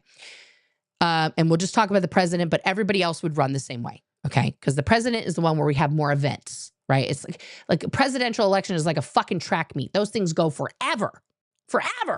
There's just like 20 events. We don't need all that, okay? We're not doing a track meet anymore. We're playing horseshoes, okay? It's just one thing, just the one. Okay, so how this goes is there's 3 months. 1, 2, 3. We can all count to 3. 1, 2, 3. 3 months of advertisements for all of the candidates. This is before we vote, and you know it's like the American Idol first round. It's like a bunch of fucking people. Okay, and those are all paid for already. Okay, because the American airwaves are supposed to be free. We're supposed to own that. That's something we own. In case you guys didn't know, airwaves are ours. And everybody gets the same amount of ads for those 3 months. Okay, so like in 1 month, everybody can run 8 ads. Okay, so it's a total of 24 ads that you get for those 3 months. That's it. That's it. No, for the first 3. Okay. Then You get another 3 months of ads once you make it to the next round. I don't want to see your shit if you're not in the next round, okay? We have our initial round of voting, okay? We're going to have 2 debates in the first round. 2. If you don't show up for the debate, you're off the ticket. That's just the rules. You don't get to be there. You didn't show up for rehearsal, you're not in the play, okay? That's how that goes. You're cut from the team, okay? After the 2 debates, we do our first round of voting, and we narrow the candidates down to 2 candidates, okay? Boop. We get the other 3 months now of new ads for just those 2 people. Same rules. During that time, we're going to have 3 debates. 1, 2, 3. Again, same rules. You got to show up for all the debates or you're out. Like literally, you don't get to be president. We're not going to pick you off the ballot. Your vice president would then become the presidential candidate if you decided to bow out. That's a whole other scenario, but 3 debates. And then we have today, National Voting Day. Everybody gets the day off. It's a national holiday. We're not going to do it on Tuesday. Who the fuck decided on Tuesday? Not doing this on Tuesday, okay? We're doing it on a Friday. We're going to have a 3-day weekend to sort this out, okay? TGIF, we're all voting. It's a day off. Everything's closed. We're just closed, okay? Everybody go vote. Go home. Look at the television, okay? We're going to make voting easy. Okay. And by that, I mean, everyone's going to have access to it that is legally of age and is, eligible to vote. Okay. And everybody's going to have a mail-in option. Okay. Because it's just easy. You get your ballot ahead of time. You get your ballot at the beginning of those 3 months. Okay. And then you can hang on to it to like listen to these debates and figure out who you want. Or you can fill it out right away. That's up to you. If you already know, I like this guy, I'm voting for him, that's it. That's fine. You've committed to it. It's in the mail. It's there. Okay? Then we all wait. We all watch whatever shows we're going to watch. Okay? Crack open a cold one, whatever you're going to do to get through National Voting Day. Okay? And it should be a party. It should be a fucking fun time. Like, guys, we're democracy. Democracy. Okay. And then we're going to keep the 2-term limit. Okay. We're going to keep that. But that presidential lifetime pay, that's out. That's out, honey. You can have like a retirement package, right? Just like other people get, when they get like a little, and you should put into your 401k or whatever when you're the president. I don't know. Invest better. I don't know. Start a Roth IRA, something. Okay. But I think that would streamline things. People would be more interested in participating in democracy if we had it on a better day. Saturday's even a better day, but I don't want to take up a weekend day with that. I want a fucking day off. I'm greedy. I'm a greedy bitch. I want a 3-day weekend. But also I want everything to be closed. I don't want anyone to not get this day off. Okay. So if you have a problem with your T-Mobile, too bad on voting day. You don't call. You just wait. Just wait. Just like we had to when I was a kid. Like things were just closed on Sunday, guys. They were just closed. You just couldn't go there. It's like banks. Banks still do that. Banks are like, oh, we're closed. Oh, you wanted money? No. Closed. Like you should have planned better. And yeah, we should plan better. Okay? People should get a real day off. Okay? Where nobody has to work. Starbucks closed. Dutch Brothers closed. Dunkin' Donuts closed. Okay? Just closed. Yeah, it's kind of silly, Selma, that we still have that. That's another thing I would change. Once you get your driver's license and you're 18, you're automatically registered to vote. Period. Gas station closed. Deborah, fill up that tank on Thursday night, honey. Plan ahead. Plan ahead. Closed. I mean, we did it during the pandemic, guys. There was plenty of things that were just fucking closed. We had to go into Costco, only 2 people per membership. No children were in Costco causing havoc. They didn't even have samples, and yet people were civilized and just did shopping. Okay? Fucking shit was closed everywhere. We figured it out. The customer service workers of the world need a real day off, because when you have a day off, you know who doesn't have a day off? The person answering that goddamn customer service line, or the person at the restaurant, or the McDonald's, or the gas station. Okay? The road worker.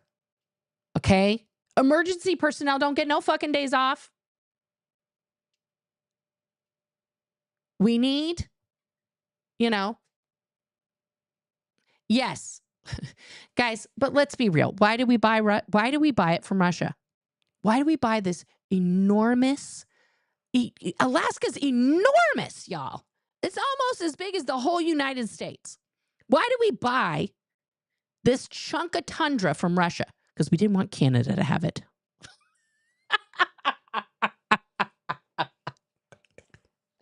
I mean, it would have made more sense for it to be Canada, right? Yes, I agree. I like as an Oregonian that I never have to stand in line, make work arrangements, or feel rushed in a voting booth.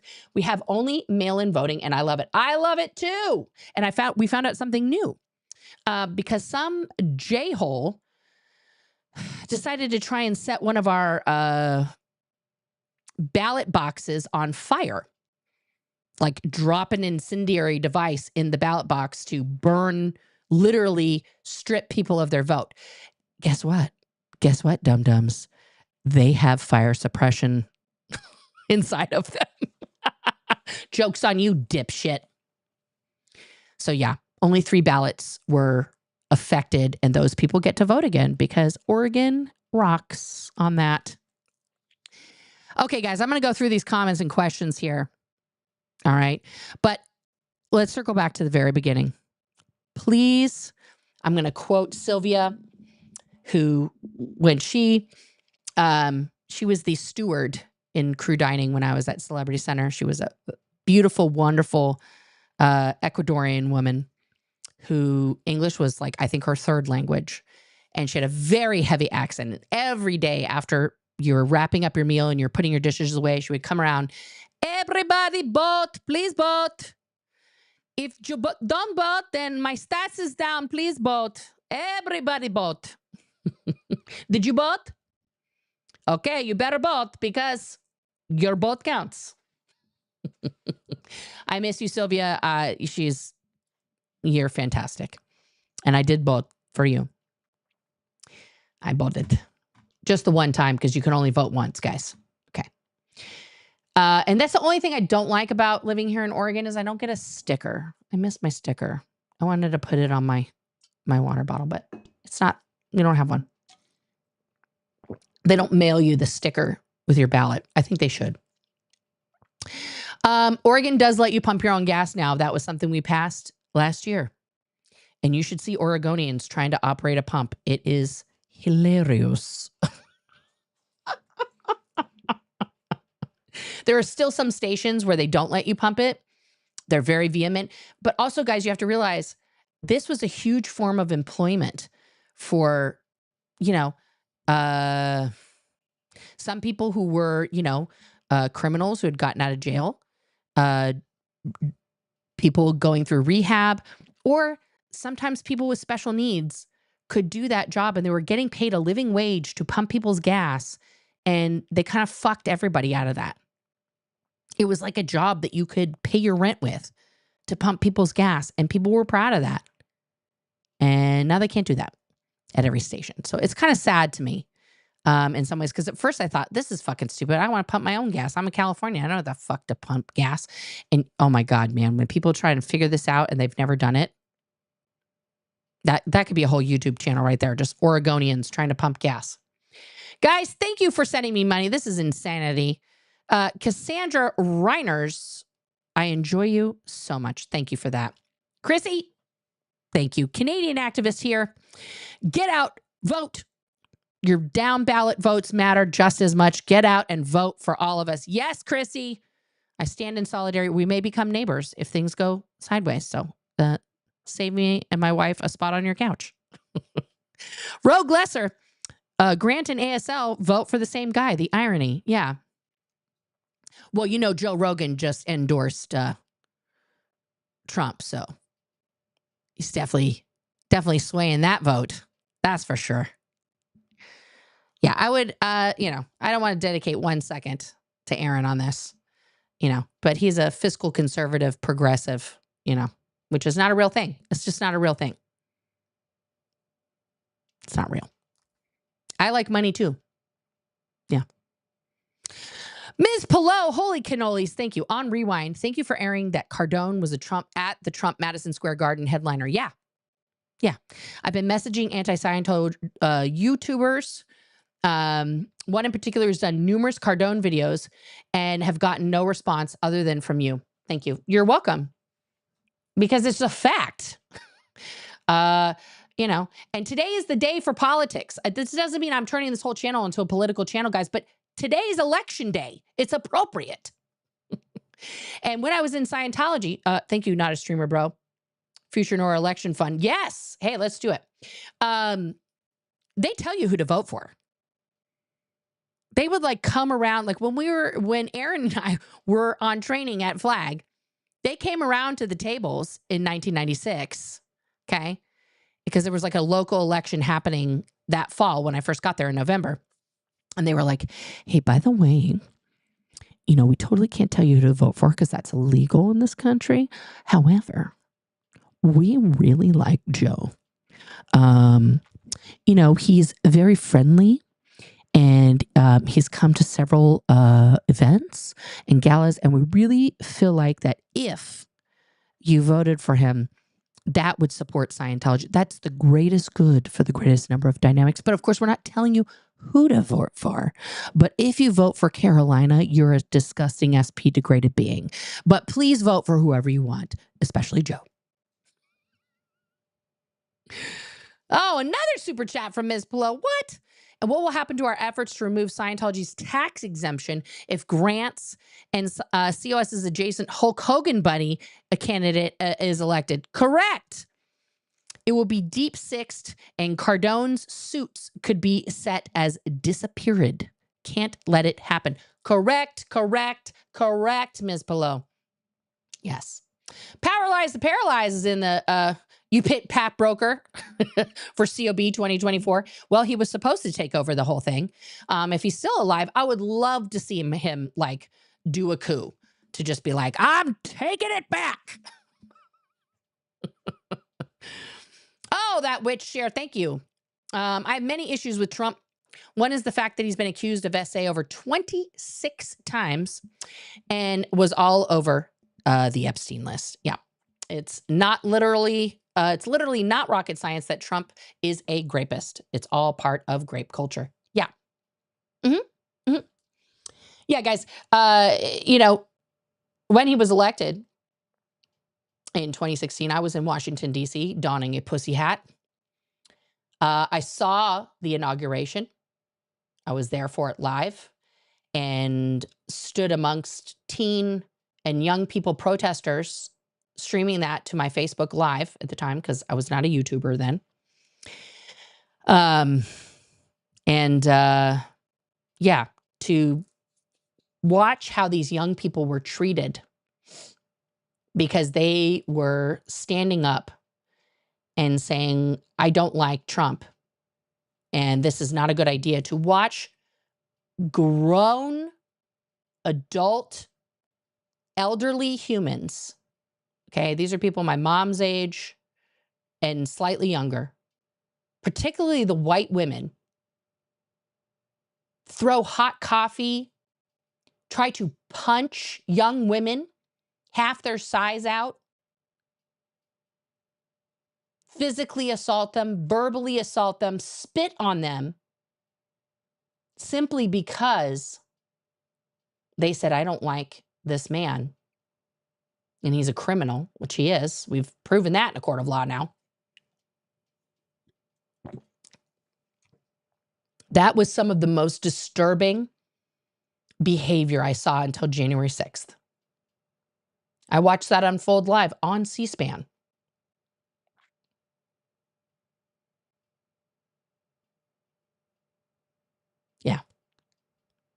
That's the thing that I'm most scared of, guys. I'm not, ultimately, will our democracy survive Trump? I don't think so. This is the sad, horrific truth. Democracy in America will be over if Trump becomes president. He's already told us many different times how he's particularly going to end democracy in this country and make it a fascist regime under him until he dies and passes it on to, definitely not Eric, but yeah. He's already laid the blueprint for it, for the next civil war, for women to have no rights. And yes, people bring up The Handmaid's Tale a lot. It's not the whole book, but it's a lot of the chapters. Enough to be terrorized as a woman. And even if Kamala weren't the candidate right now, okay, let's just rewind the clock like 5 months ago or 3 months ago. It was even less time. It was 180 days ago, actually, to be exact, when Kamala became the Democratic candidate instead of Joe Biden. I was prepared to vote for Joe Biden. Did I want to vote for Joe Biden? Absolutely not. Thank you, Senator Clyburn, for that. Took Elizabeth Warren away from us. Don't get me started. Don't get me started.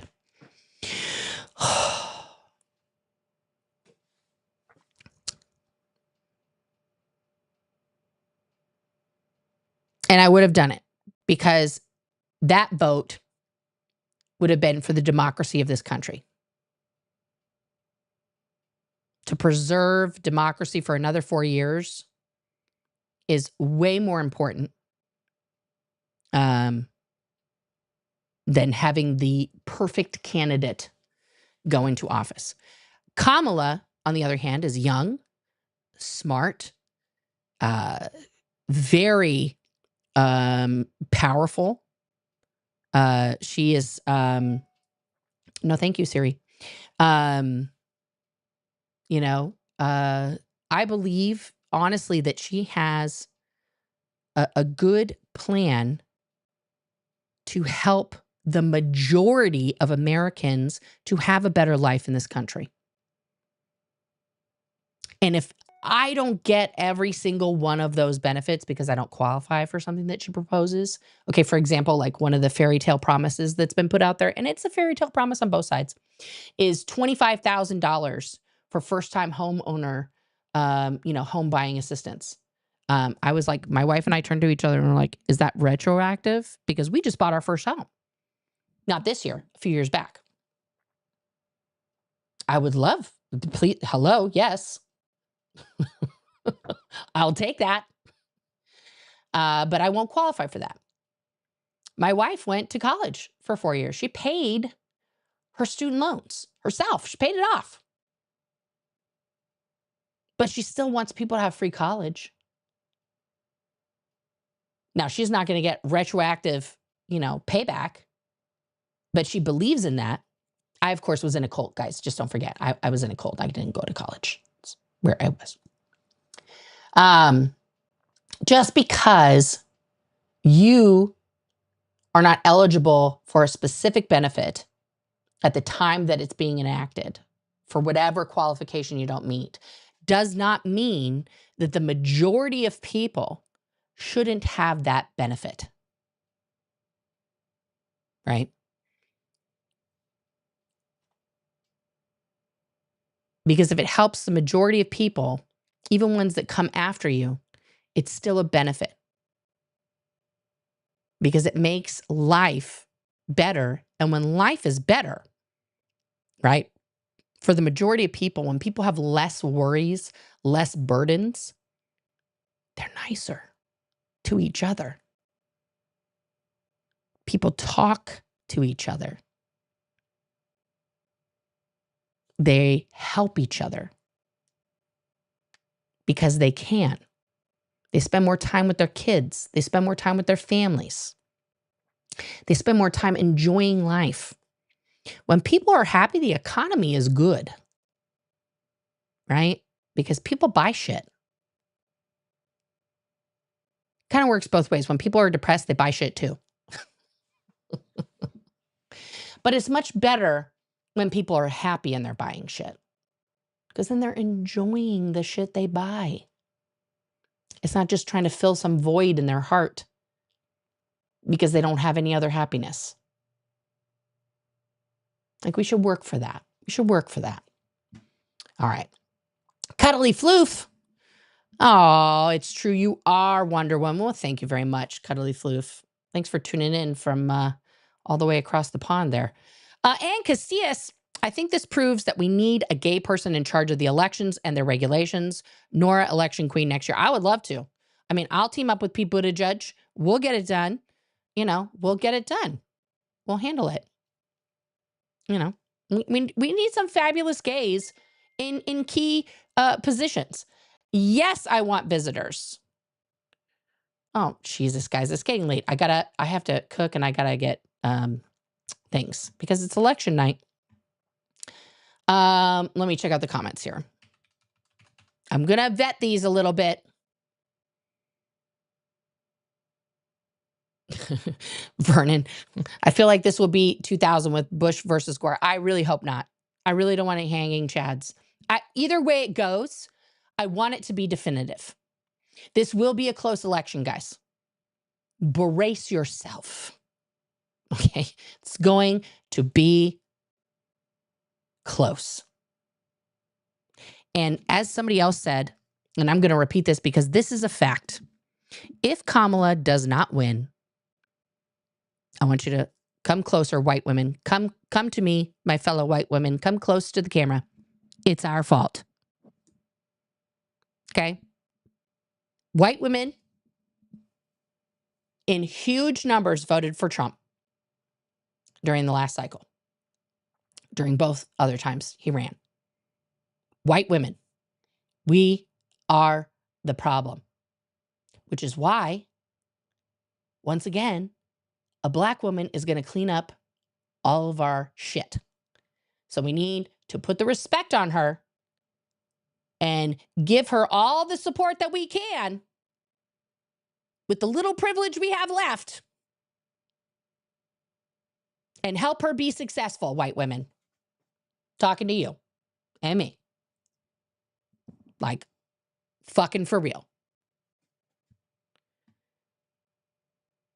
Oh, I love this, Mandy. I took my son to the polls with me last year for the local elections so that he could learn how to vote. He voted for the first time this year. I love that. Yes, crazy fat cats lady. Us too. I hope, breathe, you know, have something delicious to eat, you know. Thank you, Mama Reeds. I appreciate it. This shirt is giving me life right now. Neurodivergent women, Cassandra. We are not witches. We just see patterns. Yes. Yeah. Yeah. I see a lot of patterns. Oh, Apostate Alex in the house. Hope all my American fans went out to vote today. What an exciting Super Bowl. Alex, you joke, but I'm going to come live in England with you. You better be good. Am I a damage report viewer? I've never heard of that. Like, honestly, I don't know what that is. Send me a link. Email me a link or something, Trish. I'm for no government should have say over my body, and I'm for legal marijuana. Well, there you go, honeybee. There you go. Quirkopolis. Hey, I'm sorry your day is shitty. I love you. And hopefully, you know, good things happen tonight. All right? I feel like everything Cardone. Thank you. We're having a group text coming up right now with friends of ours who are like, do you still want us to come over? Because we're like, don't spend election night alone. Come be with us. And I'm going to, you know, make libations and food. And then my wife, it comes up. Nora's just talking to herself on the internet. This is true. But I'm not talking to myself, babe. I'm talking to hundreds of people. Okay. I'm important. No, I'm just kidding. I feel like everything Cardone ever says needs to come with an asterisk. I believe my body is infested with aliens and spend hours every day telepathically communicating with them. Yeah, he didn't tell the crowd there that, though. You know, he should have. Yeah. Yeah, exactly, Eerie Forever. Thank you. This is just another... I didn't say that. I'm in trouble now, guys. Has anybody in the comment section read what Project 2025 has in store for protesters? Yeah. You think that I have a harsh view of the First Amendment? Wait until there isn't one. Okay? Wait until there isn't one.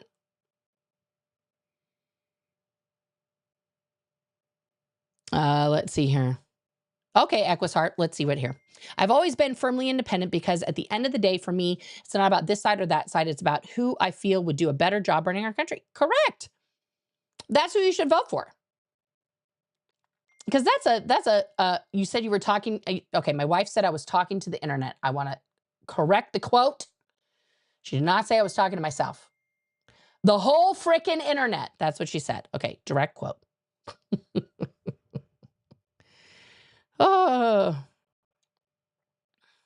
Oh my goodness. Trisha, I had a miscarriage 10 years ago and had to have a DNC to remove the dead fetus, which would be illegal today. Yeah. For those of you who don't know what a DNC is, we're getting into lady parts here. When you have a miscarriage, sometimes the baby, the fetus, doesn't exit your body. It's still in there, along with very thick uterine lining that then becomes toxic to the woman.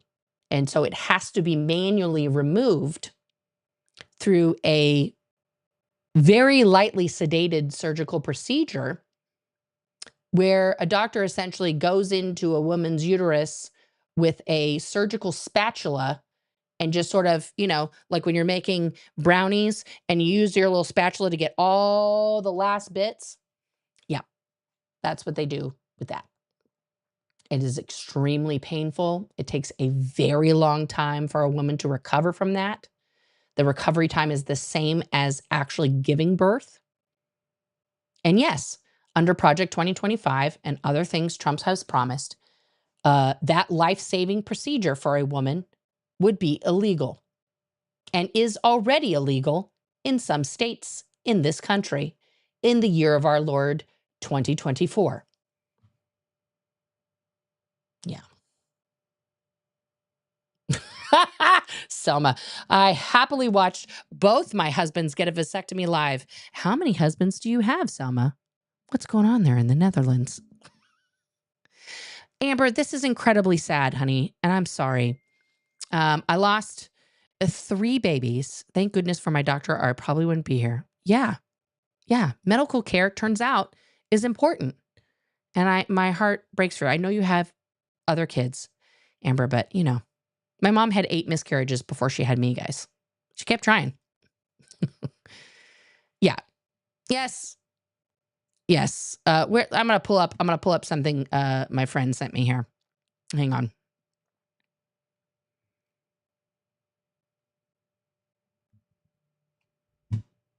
I'm just gonna put this up on the screen here.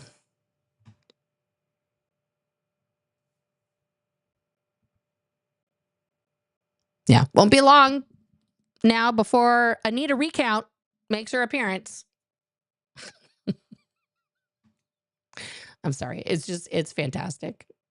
It's absolutely fabulous. It's just, it's everything. It's giving me life.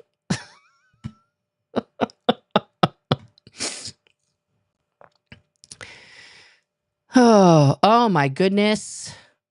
Yeah, and this happens too. Okay. After Amber had her kids, she had to have, medically, it was necessary for her to have a hysterectomy because she was severely anemic. You would not be allowed to have that procedure, Amber. Like that, again, life-saving.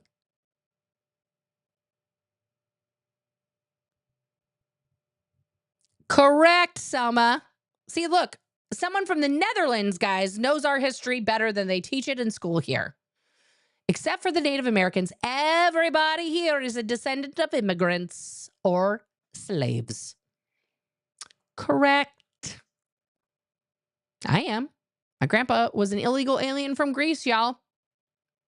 Yeah. My dad's dad. No papers. Stole a name off a gravestone. True story. You know, and then my dad's mom's family has been here a long time. Fortunately, imbibed in the slavery aspect of things, discussed.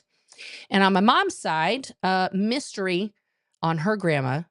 Super weird sauce. We don't really know. Possibly from Ireland. She said she was an Irish orphan. We don't know. Sketch.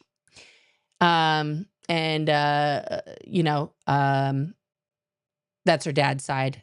The other half of the male population came from Germany. Very German. And then my mom's side, you know, traces back to a signer on the Declaration of Independence. So, very America. Yes. So, America. It's partially why I'm so just very. Oh, somebody rang the doorbell. Did you guys hear the bing bong? So my doorbell doesn't ring upstairs in the bing bong box up there. I have that disconnected because we have the Apple HomeKit thing. And so it rings on every HomePod in the house. And now the dogs have come down to protect me from imminent danger. My wife is determined it's not a threat because we have a camera and we can see. It's probably a Picaja that got delivered.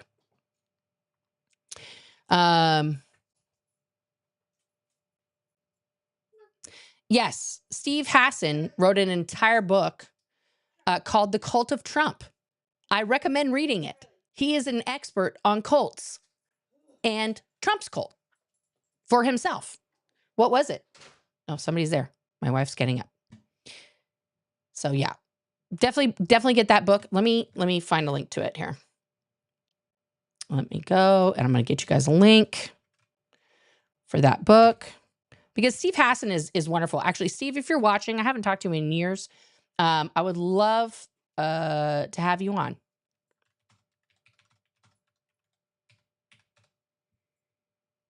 I'd love to talk to Steve. Here we go. Let's get a link. A link. Give me a link. Copy and paste. There we go. And here you go, guys. Here is the link. Okay.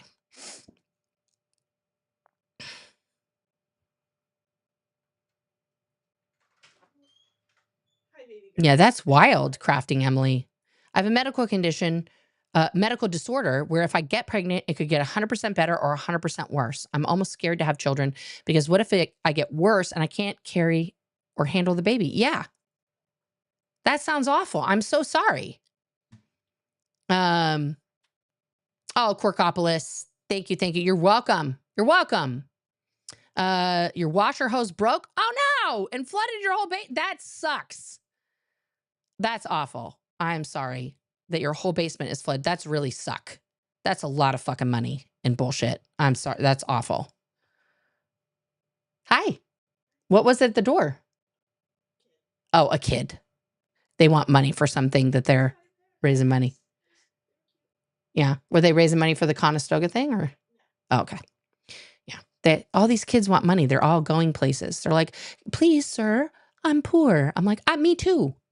Like, I can't even buy your candy bar right now. Okay. Oh,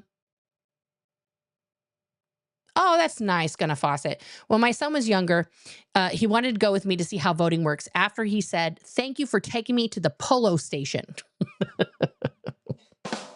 I love that. All right, let's look at some questions here. And then I am going to start making things for tonight. Would love Prime Minister's questions every Wednesday. I would love that. See, we don't do that. We don't have, presidential roundtable where just random people from states are picked to come and sit in the conference room in the Roosevelt room and just ask them questions.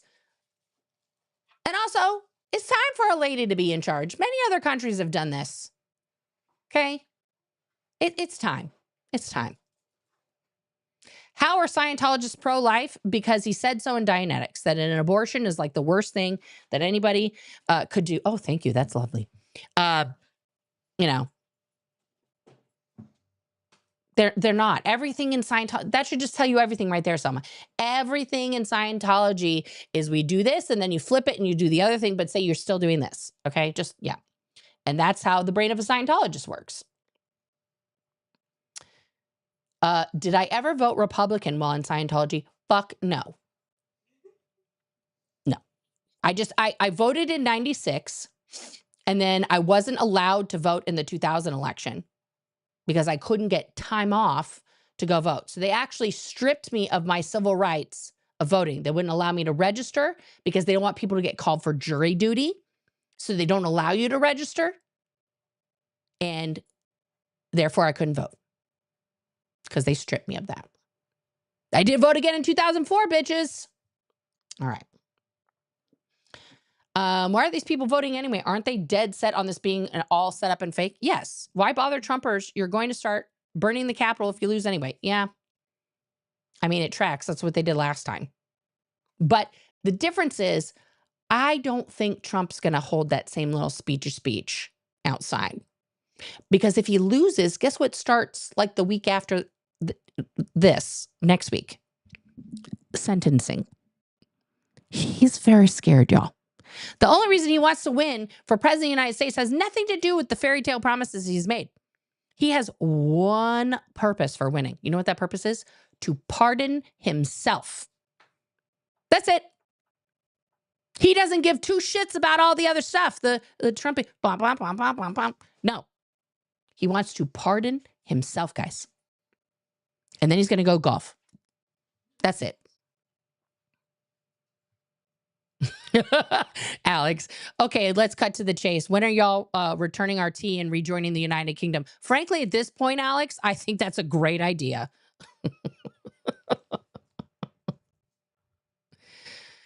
No, I haven't seen Michael Moore's new documentary, but if it pisses me off as much as the Hillary documentary he did years after she lost, I will just fucking lose my shit, Selma. I'm honest. Like, he should have put that shit out the year she was running and sorted all the fucking bullshit that the entire country was programmed to believe about that one. Don't get me started on Michael Moore. Okay. You can chew. Yeah, exactly. Exactly, Hellsbar. I couldn't read that one out loud, but yeah.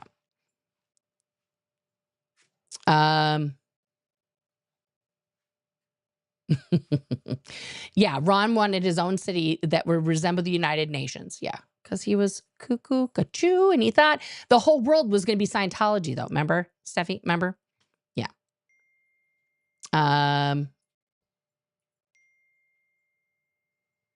Why, okay, Canadians, why do we have to designate a political party affiliation? That's the rules here. It's like when you're rooting for your hockey team, you wear the jersey and the hat and the scarf, right? Well, you don't. Well, my wife is correcting me, guys. You don't have to, but it's preferable.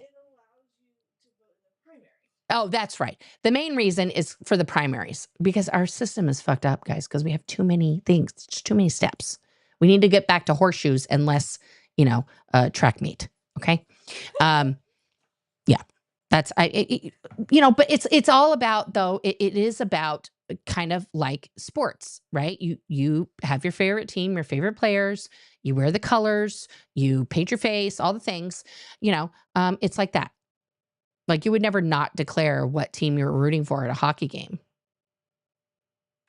That's how we view it here in America because we're cavemen. Apparently, they were smarter than we are. So I don't know. We got to stop insulting Neanderthals. Vernon, this has nothing to do with the price of fish in China, but yes, I have. Unfortunately, me, along with hundreds of millions of other people, was part of the 23andMe data breach. So now my DNA is out there. Nobody wants it. Don't take it. You don't want this package of tomfoolery that is my DNA. No. Please don't replicate it. I don't want any fucking clones. No, thank you. This is, no. Return to sender. Okay. Guys, that is it for me today. please, if you have not voted and you are eligible to vote and you're thinking, it doesn't matter, your vote matters. Democracy matters. Okay? Please use your American right to vote.